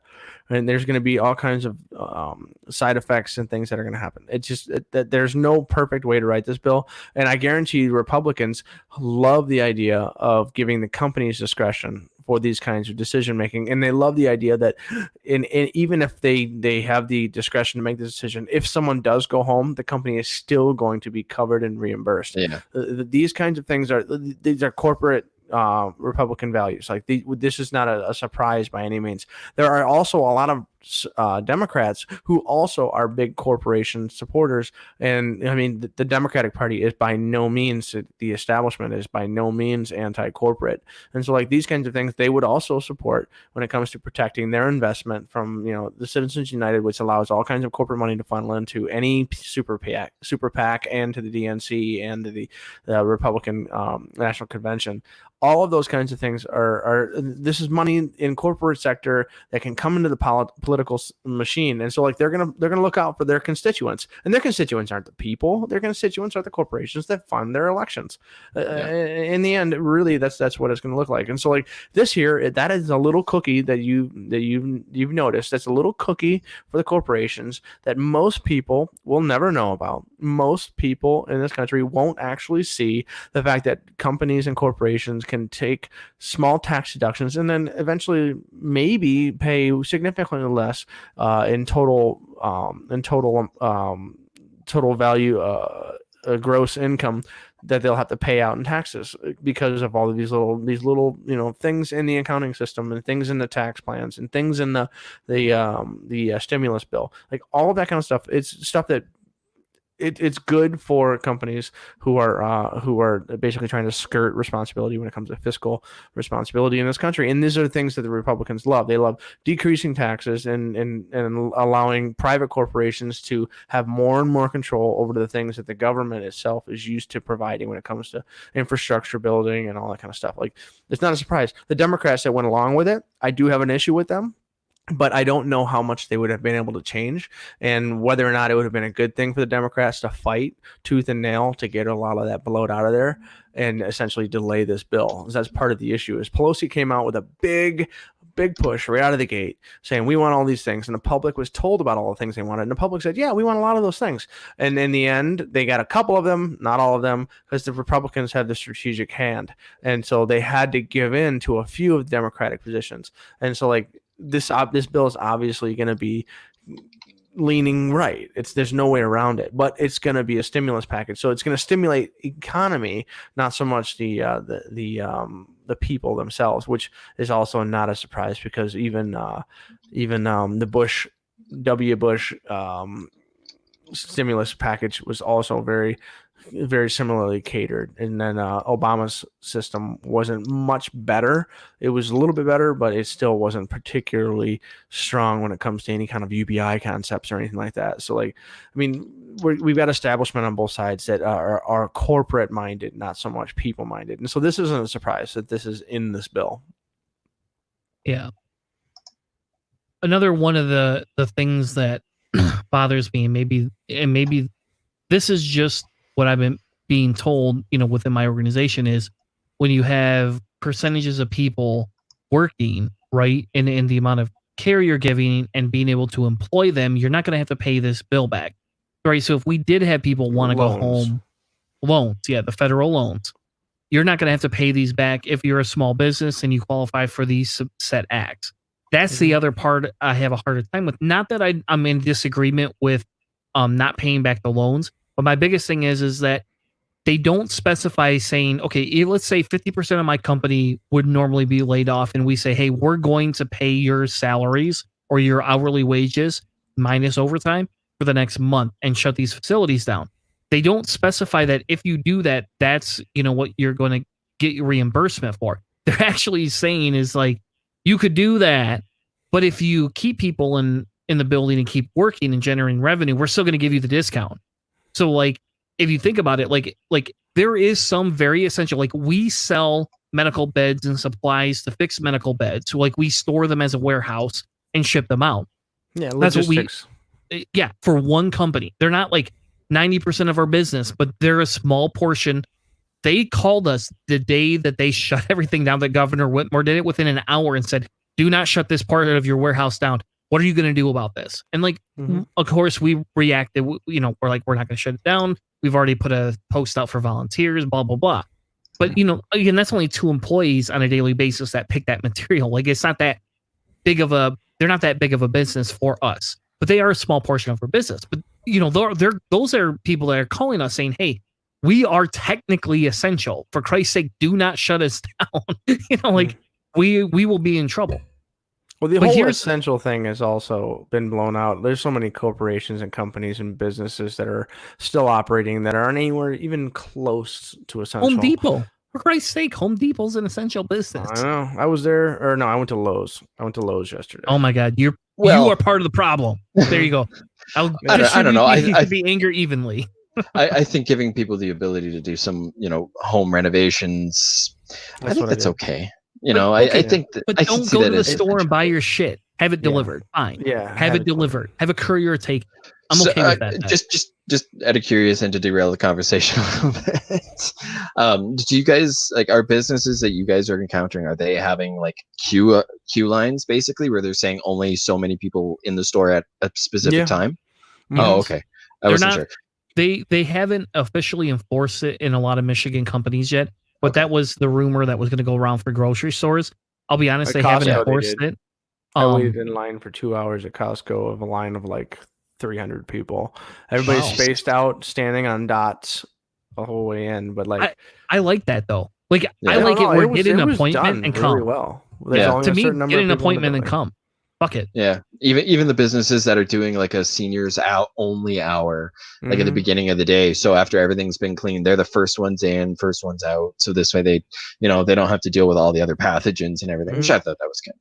But that's what I typically try to do, is go in first thing after they've cleaned the place. I do not. I wear my mask. I have an N95 mask. I have. We found 2 of them. I have 2 of them in my house that were just in the closet. My wife bought them for painting, and we didn't know that we bought good ones. And so I got 2. So I'm gonna be wearing that at work. My face is gonna be all clumpy and stretched out and everything. It's like, make sure you post a picture tomorrow, because it'll be good Facebook material. But I wear them when I go to the store. Like I do. I won't lie. Today. I wore them. And the funny thing is that so we haven't had that. Meijer has different dots put out for people where you can't go past these certain dots. And I'll tell you what, I'm a little more paranoid than other people are. Like at home, when somebody gets the flu normally, you know what I do? I carry a can of Lysol and I spray people and I spray everything. Like I just spray clouds of it, because I don't want to get sick. I hate being sick, and it drives me nuts. And my family hates me for it. I will admit that is a big fault. People do not like it. Now, I feel like going into the store and spraying people. Like, if I didn't think somebody would mug me for that can of fucking aerosol, I'd take it with me and spray them. You're not 6 feet from me. There's a guy, literally, this is the most infuriating thing. I'm standing here waiting to get eggs, and there's this guy on his phone talking to somebody, and he's doing his ship thing, right? And he looks at me, he's like, oh, you could come get some eggs. And I just stand there, and I got my headphones in, I can hear him because I have them lower, but I got my headphones, and he's like, "Oh, can you not hear me because your headphones? So you should maybe take those fucking things out." And I look at him and I was Oh like, my God. "Hey asshole, why don't you fucking move away so I can get my goddamn eggs and then I'll come get them?" He's like, "Oh, you really think this is that big of a deal?" And I said, "Yes, get the fuck out of the way." And he's like, "Well, I'm gonna stand here. You can get your eggs or not." And I was like, "Fuck it, I'll walk away. I don't need eggs. I'm gone." And like, normally you stand on Mount Egg Custer and see what happens, you stupid bastard. Yeah. And it's like 10 minutes later, he's gone. He's obviously forgotten about me. I come back and I get my eggs. And he's gonna go tell all his friends that he was like, I told this goddamn this liberal that I wouldn't move because of his eggs or whatever. He's gonna chalk that up as a win. And he's gonna go home and he's gonna give his kids COVID. Yeah. And my thing is like, I do. And it was kind of funny because my wife's like, you really stay 6 feet away from people at the store? And I was like, heck yeah. I was like, I go out of my way. Like, there was somebody buying bread, getting bread, and I stood back by the meat section, and I stood there, and they're like, "Oh, do you want some bread?" I was like, "Take your time. I'm okay. I got nowhere else to be. I got nothing else to do." On my street, people just cross the street when they're coming. We do the same thing. That's why I told my kids, "You want to go ride your bike? Don't ride by somebody. Ride your bike. Yeah. Go across the street. When you see somebody cross the street, I don't care." I get it. Technically, the probability that some little kid that's playing sidewalk chalk on their driveway is going to give one of my kids COVID is very low. But at the same time, it's like, hey, let's be courteous. Let's show that we're working together to lower the curve, whether, we think that tiny little act will do it or not. Curve. So like legitimate corporations actually, that are necessary actually being in, and companies that realize that no, we're not necessary, we actually should do the right thing and shut down and not see profit losses as the main driver as to, no, we got to stay open, we're a necessary corporation. Like, these are really important things that companies should be doing. And like, as the populace and the people, everybody that the majority of people in this country will never know exactly what's in this stimulus bill, and they'll never really pay attention to the accounting practices and all that kind of stuff. Like, people right can here, do the if right, they all want to see it though. Well, yeah, people can do the right thing in the small scale, and I would argue, on average, regardless of political party, people really generally do the right thing. They do. They generally will. If you put them, a group of people without any kind of indication of any political affiliation or religious affiliation, they will be a nice group of people, and they'll do the right thing because morality, isn't usually so deeply tied to that kind of thing that it's like wildly spaced out in different locations when it comes to like a group of, like, you really would find people being nice to each other and giving people the time of day. And in these corporations, actually need to spend the time to decide whether that's the right thing to do and whether or not it's okay to take money from the government because it's given to you, and then just completely and totally take advantage of the the rules in the legislature that allow them to just take this money and not pay it back. One would almost say that this is kind of like people taking advantage of socialism and taking money from the government and not expecting to do to pay their fair share and put anything into it. It's an interesting perspective to see that companies and people would say like, no, I can't take any government socialism, it's the worst thing ever. And then there's a pandemic and they're like, we got to have this, we need help. They sit around and tell poor people, and listen, you should have provided and you should have saved money for an emergency. Why didn't you save any money? Yeah, there's because you can't afford to. There's a stimulus necessity because companies didn't save up for 6 months of emergency. Why didn't you guys do it too? There's there's double think, there's confirmation bias, there's all kinds of stuff happening here, and nobody's going to completely and directly admit to their side being completely and totally wrong because both sides have their own parts of it. And I would just love people to cast all that aside and look at the stimulus package and kind of nitpick it, but I don't know if the average person ever really will. And that's fine. So I think we've gone off on it. So let's go through a few of the things just so for facts, for if anybody's still listening wants the facts. Yeah. You're going to get $1,200. Under 75K individual, 150 married couple. Yep. And you're going to get $2,400 under 150K married. Yeah. So you're also going to get $500 for any child under 16. which sucks for me because I have two 17-year-olds that I claim and are not going to get a stimulus, but whatever. That's fine. Anyway. But yeah, so most families, most nuclear families look at $3,400. Yeah. So this is the only amount of money you're going to get, which we already talked about. All right. There's your amounts, blah, blah, blah. College students will not get anything if they're claimed. So my brother, who is claimed by my father, will not get anything. So my father might get something, but he will not. Yeah, so people that take advantage of the 26-year-old healthcare plan thing, they're being claimed under their parents. They won't get anything. Yeah. It's going to go off your 2019 return. So if you've already filed it, it's going to go off that, which is not, I don't know. It is what it is. I think they should just made it universal, but whatever. They just said, hey, 2018, call it a day. And they're going to say, what if my most recent income made me ineligible, but I anticipate being eligible because of loss of income in 2020? The plan does not help people in your circumstance. Flat out. You're out of luck. Yeah, so if you made money and then all of a sudden lost your job, you are screwed. Yep. Will I have to apply to receive payments? No. It's just going to be issued to you, same way your tax return is. So both my federal was filed electronically. So my assumption is based on what I've read in the bill and what's on the IRS site, which by the way, we have a link in the description for the IRS site where it talks about how you can apply if you need to. But essentially, I don't have to worry about it because it should just be a direct deposit. As far as I know, if you did 2019 and electronic deposit, you will get it just bang. The day it's available, it'll just be there.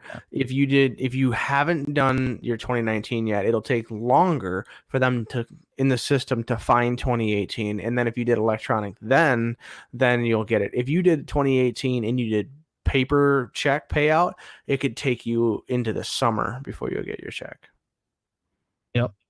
So they say if you did electronically the 17th of April, if you have not filed your taxes, the IRS announced that you can go on their website. Again, we provided the link in the description, and they have an information page about how you can apply online for it. So if you have not filed taxes yet, do this now. And that's the biggest thing out of this. Because again, to me, it seems like 12 days. You should just cut everybody checks or everybody direct deposit, whatever they're going to do based on 2018.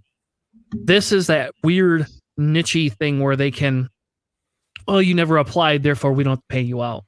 Or therefore it just takes longer. They'll get into the system and it'll take longer. It's just like someone who needs money now, they won't get their money until June and they may lose their housing by then. Yeah. Will most people who are receiving Social Security be able to get it or disability payments? Yes. So I have a friend, she's on disability. She has a very crippling disease. She cannot work, has not worked in a year and a half, is finally got approved for disability 2 months ago. She qualifies for this, which is good for her because the disability she gets is not very much money compared to what she was making before she became disabled. And anyway, so will eligibility for unemployed people be able to get checks? Same with veterans. Yes. Will U.S. citizens living abroad get checks? Yes. I don't care about if it doesn't come. Do I have to pay income tax to get my payment? No, you do not.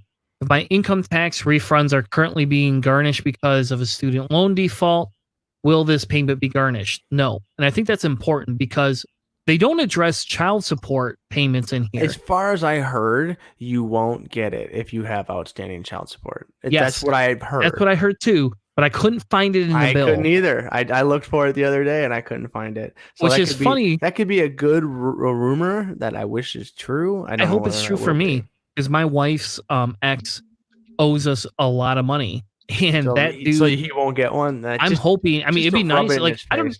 And I'm okay. Take it right out of his take it right out of his whatever he owes us. I don't care. No, what it would be is like he just wouldn't get a stimulus check if he has outstanding child support. So on the exact same opposite as a compassionate human being, I would rather him get his money if he needs it. Right? You know, like honestly, I don't need that extra $1,200.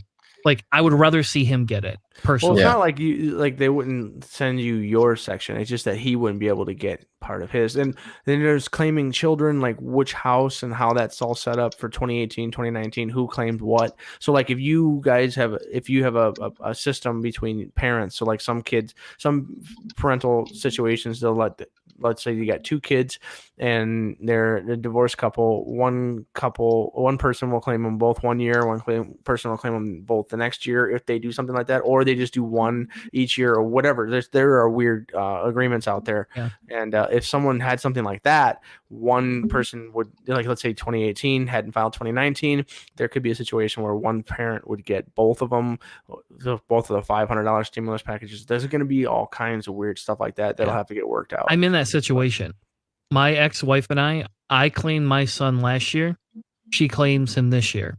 But he's 17, so he doesn't qualify for Yeah, so it doesn't matter. Anyway, so it doesn't matter. But if you hadn't filed it, would they count 2018? Would you 16? Whatever.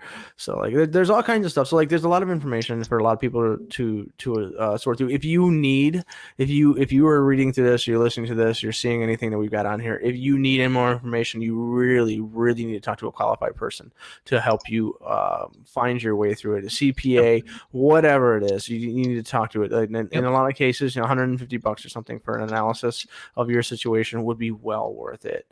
And I'll tell you what, if you need that help, reach out to us at Cellar Door Skeptics at gmail.com. We will put you in contact with people. I have people that do that type of stuff for a living.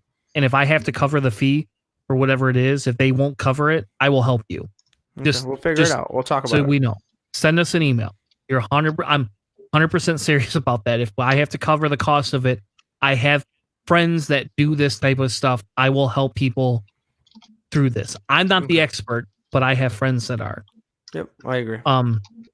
The unemployment is the big thing too. You can earn up to $1,000 a week, which is huge because that's never been unemployment ever. I know. That extra $600 per week is huge for a lot of people. Potentially, you can get your full check, your full paycheck.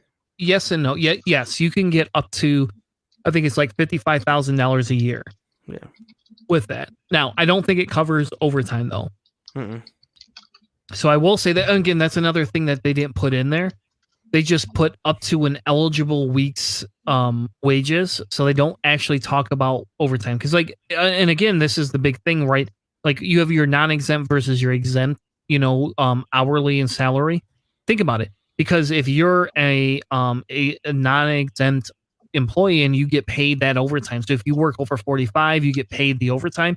This comes into effect here a little bit, and I think companies. And again, here's me getting on a soapbox, but this is where I get angry because it's like companies or the bill doesn't specifically state this is what you're going to do and this is how you're going to pay your employees. Because think about it, if an employee is used to making $60,000 a year because of their overtime, and you're requiring them to work that amount of money, but you're going to lay them off now. But they'll only be able to file for the 45 or whatever they actually get on the paperwork. Yeah. Yep. Yeah. There's a variety of things. That's another thing. It's just like talk to anybody who would really know. But like, I like the fact that they've increased the values, the total maximum value, which is definitely going to be a boost for a lot of states. And each state also apparently has different values.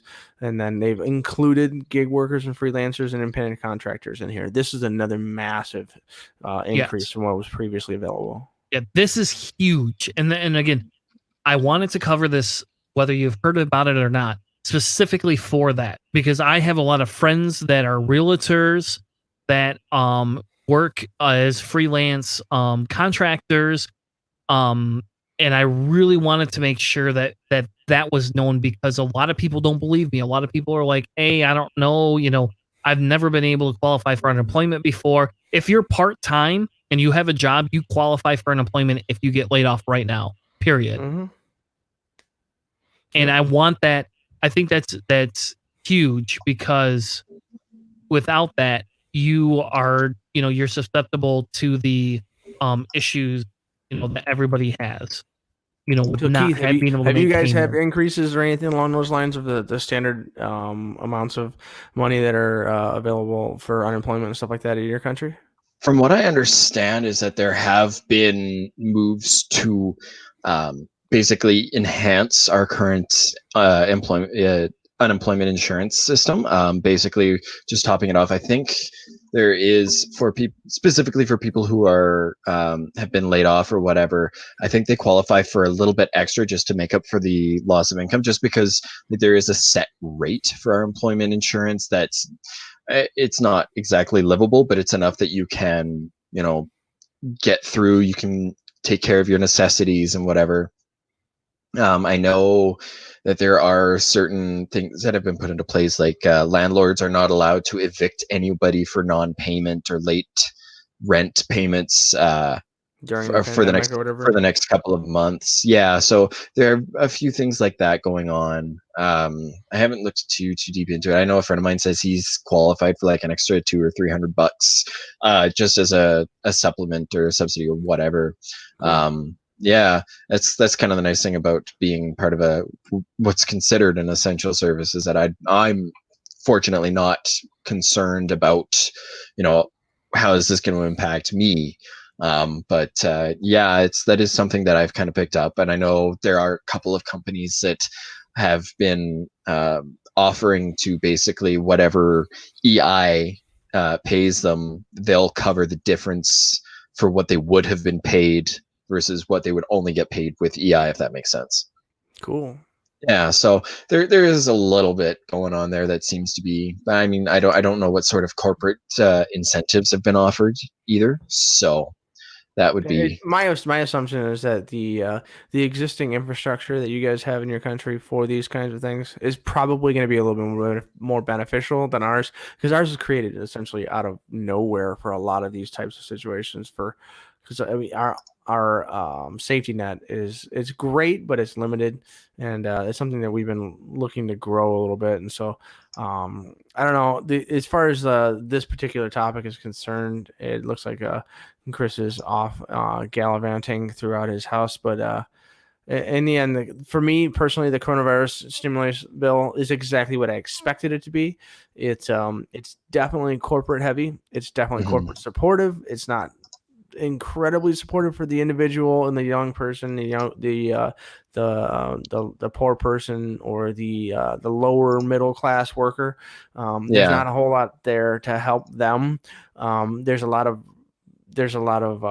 loan relief and loan forgiveness that's going to be happening for small business, which is really good, as long as it's an essential loan relief thing. So like I was told that things like payroll taxes and that kind of stuff, you can take out loans to cover those, and as long as you can show what you paid and how you paid and why it was an essential thing just to keep your company running, that's a really good thing. But like Chris had mentioned, that some companies are basically say, hey, we can get this loan.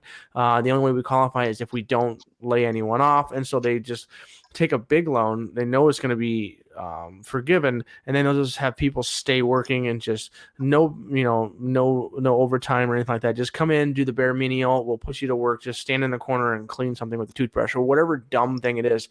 And in the end, the corporation can actually benefit from the loan that they've gotten, and expect loan reimbursement, which is kind of a frustrating thing of people taking over advantage of this system. Which is that's kind of the whole thing, is that this bill wasn't written in such a way that can kind of protect the taxpayer money that's going to corporations, to make sure that this money is not used in a malevolent way, which I would personally say that a company doing a couple of things to make sure they can get their loan reimbursed and have it essentially given back, that they wouldn't be responsible for it, is that if they do this one thing, they have Bill stay in the corner and stay here instead of lay him off, we'll be able to take a loan 5 times his salary and no longer have to pay it back. Like that's a company taking advantage of the situation in a case where it just feels icky. And so there's a lot of that kind of stuff that's happening, and that's a side effect of a bill written in haste in an emergency situation. I would love to see that kind of bias for the little person. Hey, you can't keep your apartment. Here's a 0% interest loan. Pay it back in 10 years, no interest, no questions asked, and then you can stay in your house. or whatever. Like I would love to see that kind of a bailout more than I would Yeah. small businesses or even bigger businesses, because the bigger businesses are going to be able to really take advantage of the tax loopholes and stuff that are happening here. Smaller businesses like my old business, we'd be like, okay, cool, we need this to survive, but we don't have a high powered CPA that we pay every day to make sure that we're getting the maxima, whatever. And so like I think that's kind of what Tanner was uncomfortable with on this kind of thing, is that's to me, the stimulus, it's a stimulus, it'll stimulate something. I don't think it's going to be the people at the bottom. That's what I think. Yeah, no kidding. So Is it ever the people at the bottom that get stimulated? It's a no. The only people that are getting, it the people that are depends. getting Depends on what. stimulated right now are the people who go to Pornhub and take advantage of the fact that they've made their premium service free during the condition of the pandemic. Because Oh, I didn't realize we were moving into Quicksaves. if you're looking for an American company, oh, is that a Quicksave in there? Oh man, if you're looking for an American company, they are taking Yeah. They are taking. the lead.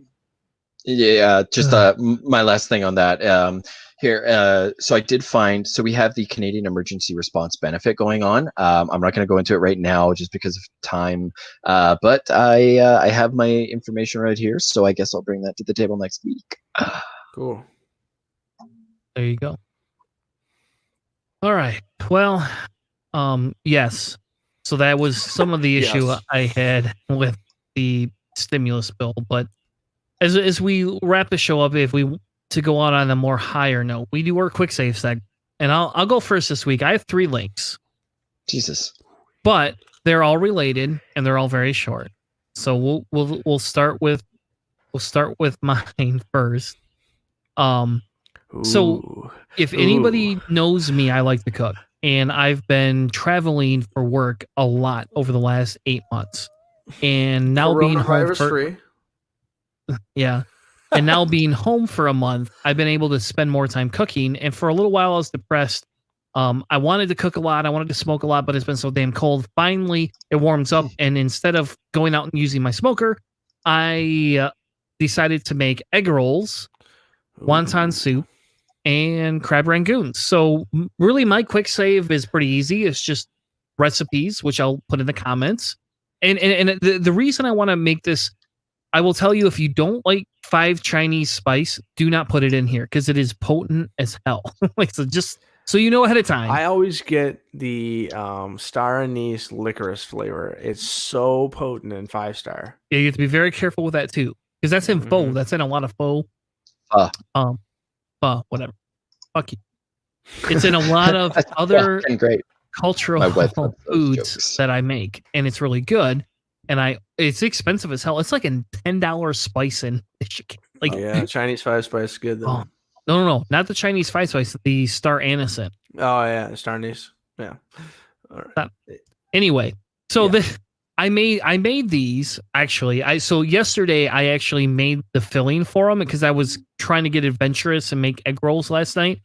And then, about 7:00 when I was starting to make dinner, I had enough to drink to decide that it was not a good idea to try and make egg rolls. We're not going to deep fry under a whiskey. Yeah, so I just took it, put it in a tin, and waited till this morning. So I woke up, like 11:00 this morning, like normal people do, and I got up and started to get ready. Well, you have young kids. I don't have young kids. No, I was up at 8:00 this morning. Yeah, you're crazy. Tiny faces slapping me.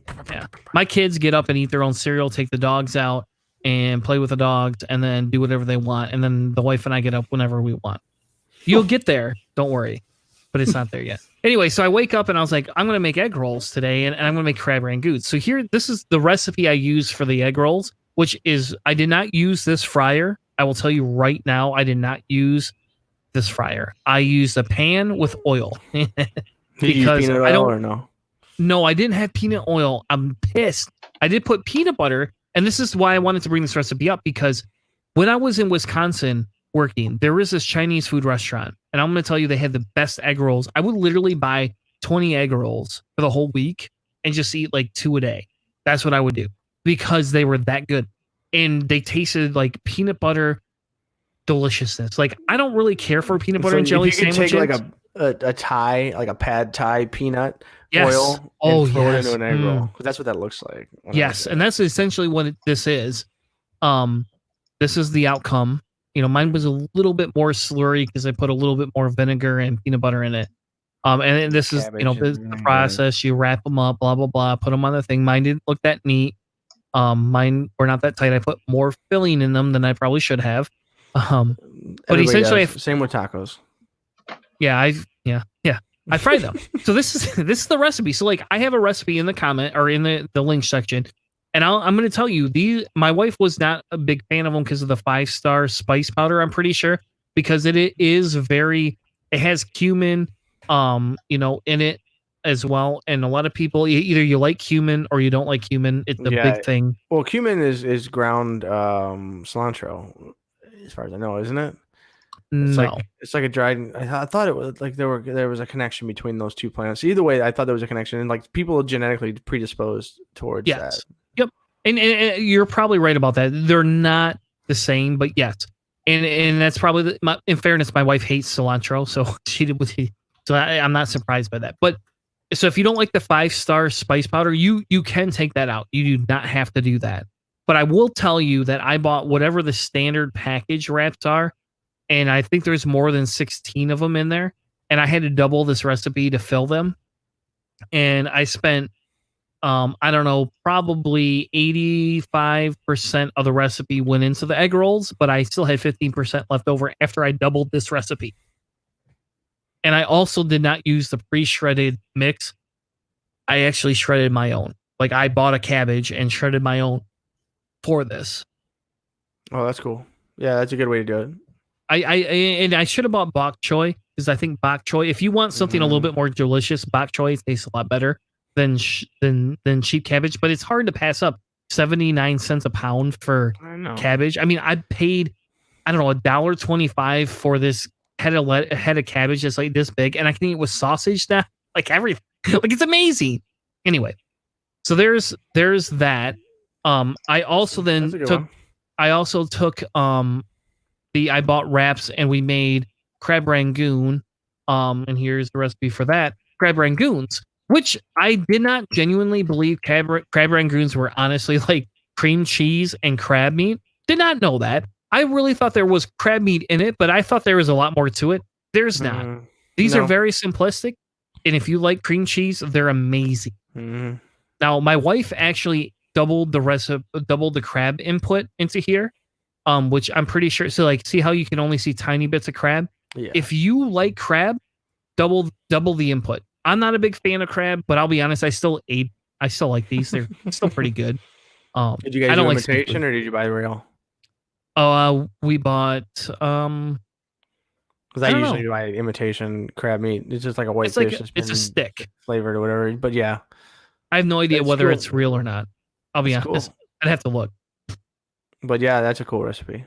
But yeah, so this one, and I'll be honest, they're low calorie. You can use them as a snack. I'll be honest, again, frying them as cheese and fried is low calorie. 26 calories per serving. Yep, but it's because they're very small. Like you would take like 50 of these to fill you up for a whole meal. So like, I know when you buy a 6-pack, people fight over that last one. Well, there you go. It's an appetizer. They're decent, right? Yeah. But then that led me to saying I had extra wrap left over and a little bit of extra egg roll filling.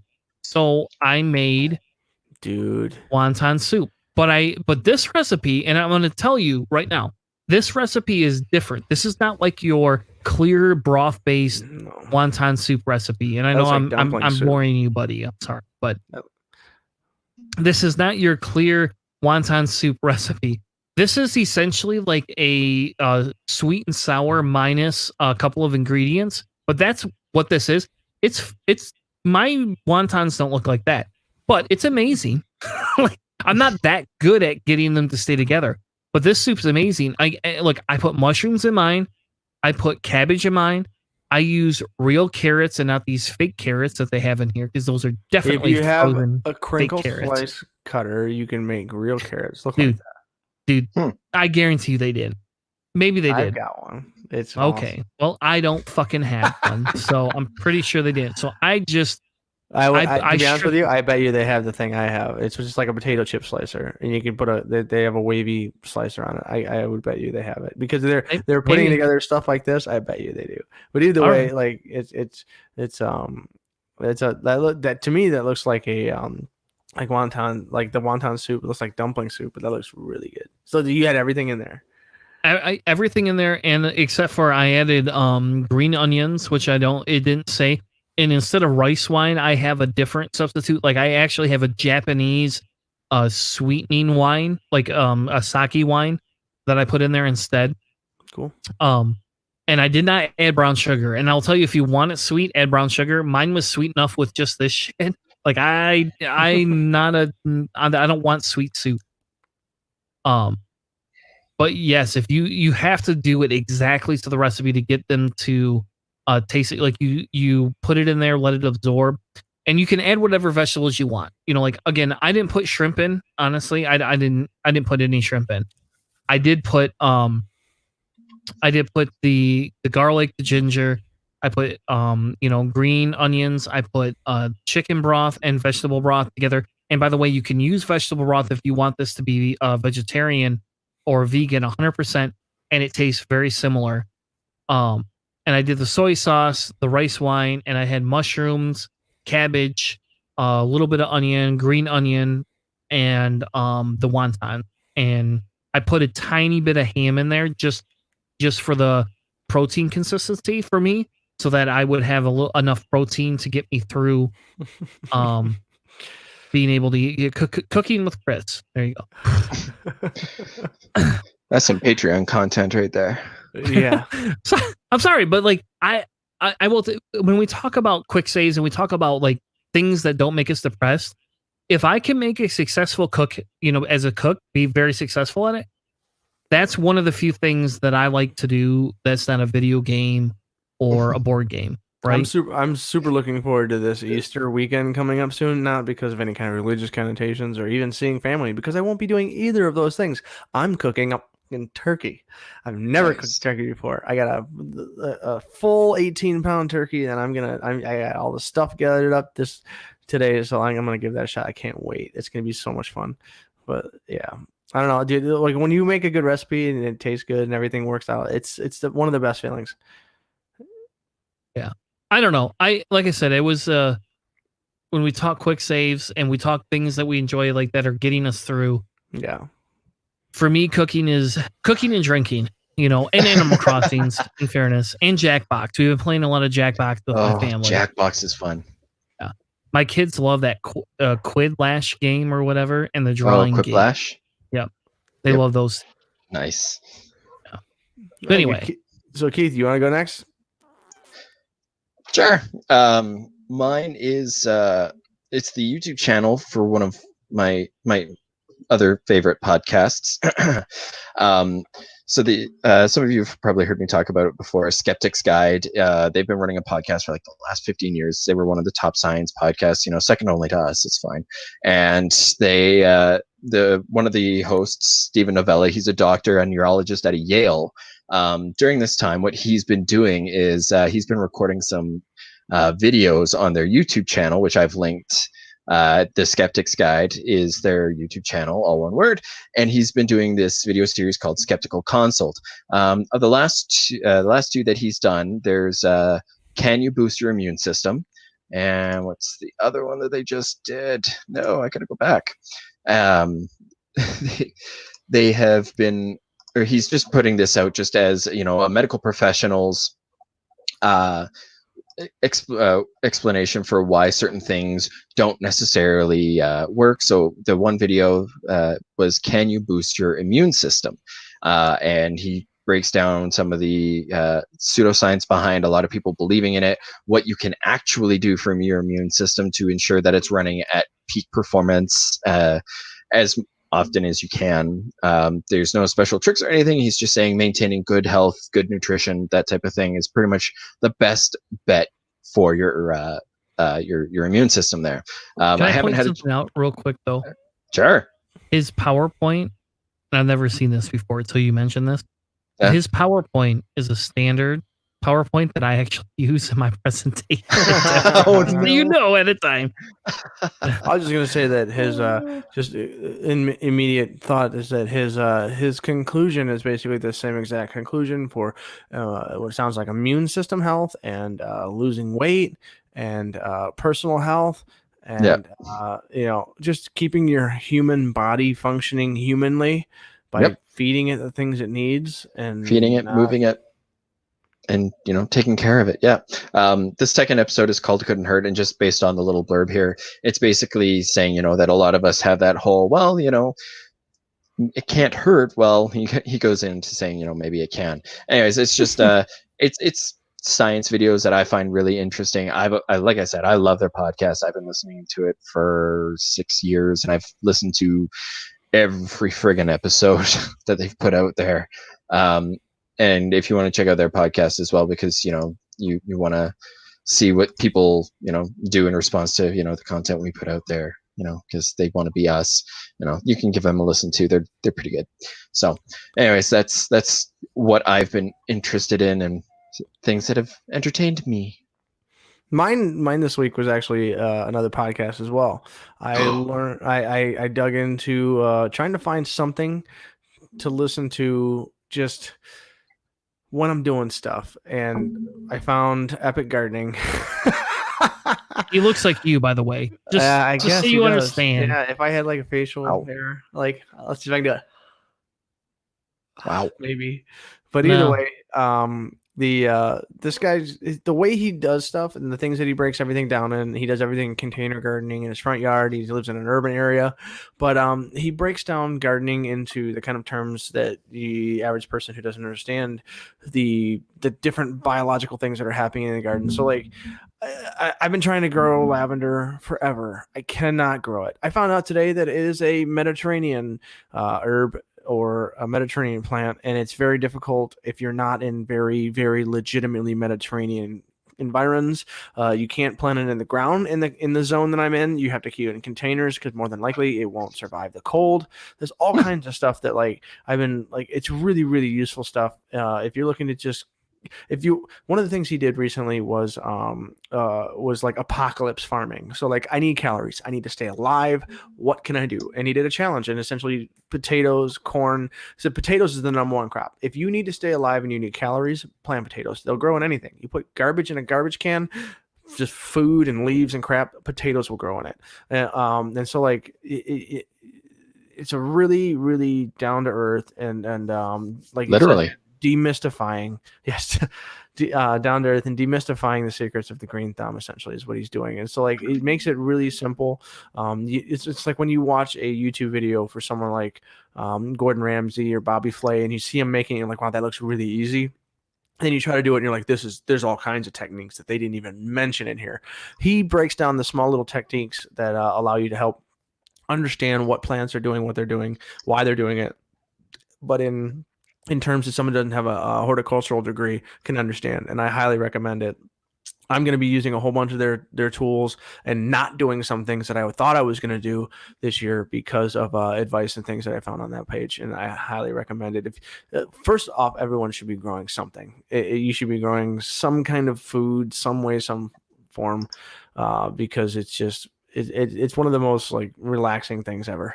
I love it. It's my favorite thing that I've got going on right now. Like, it's replaced video games and a lot of that kind of stuff as far as like my downtime. I can't do it at night, but like, it's just like when I get home, the kids are outside or whatever. Like, if I have free time on the weekend. Am I allowed to say I'm growing in my Animal Crossing game? Kind of the same thing. I mean, not to be a dick, but I enjoy that.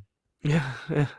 You know what? I guess if they're like, okay, what kind of seeds do we need to plant? Maybe if you're working on that, but like, I just like, I'm out in the dirt. I'm outside, and I'm looking forward to spring and the warmth a little bit more than usual this year. That's fair. And I'll be honest, I mean, the wife and I probably should just get our garden up and going. We have the seeds that we bought, and we have the ability to do it. We have the time now, but it's just one of those things. There's just so much work that goes into a lot of that, like, because we have to build raised garden beds because we have literally like 100 bunnies that live in our area and 10 cats all over the place. So yeah, I don't know. You got a chicken poultry fence it in and all that kind of stuff. That's what I worked on all weekend. I moved bushes today. I'm covered in scratches. I've never moved bushes before, but I moved bushes today. It was interesting. I think that's a fair thing. And how about this? Here's the deal. We're not going to in any way, shape, or form shame you for what you do during this quarantine, because this is pretty dramatic. And like the other day I got a little pissy with my kids because it's like, you haven't gone to school in a month, damn it, and you don't have any interest to do any of this stuff. But at the same time, like, this is got to be pretty dramatic for them, because think about it. They aren't used to seeing this. They're not used to being home every day. They're not used to all these other things. And it's a pretty hard thing. I mean, my daughter can't see her friends every day. She doesn't get her little outlet where she gets to go do these things. She doesn't get to go see everybody and have the same conversations she would normally have. And I think that's very important and a big step to understanding where we are as a society. Yeah, I remember watching the towers fall with classmates and friends my age. It changes. This is the tipping point. This is a Malcolm Gladwellian tipping point that will change the future for probably the next 5 years. I mean, there will be memories and people think about this time. Yep. And so I don't want to shame anybody. If you don't want to garden, you don't have to. No, you don't have to. You can Animal Cross the hell out of it. You can Animal Cross it. Yep, I've spent a lot of time Animal Crossing, and I'm killing zombies, and I've been killing demons. So, but I've been cooking. So, I think as long as you're not doing it in an unhealthy way, take care of yourself. That's what it is. Anyway, some of it is an outlet for us with this. So thank you all for joining us. If you would like to continue to support us and help pay the hosting bill, join us on Patreon at Cellar Door Skeptics at patreon.com. And you're welcome to, support us in any way you can. If you don't feel like you have to. Anyway, thank you all so much. Have a great time, and we'll see you next week with another amazing Cellar Door Skeptics.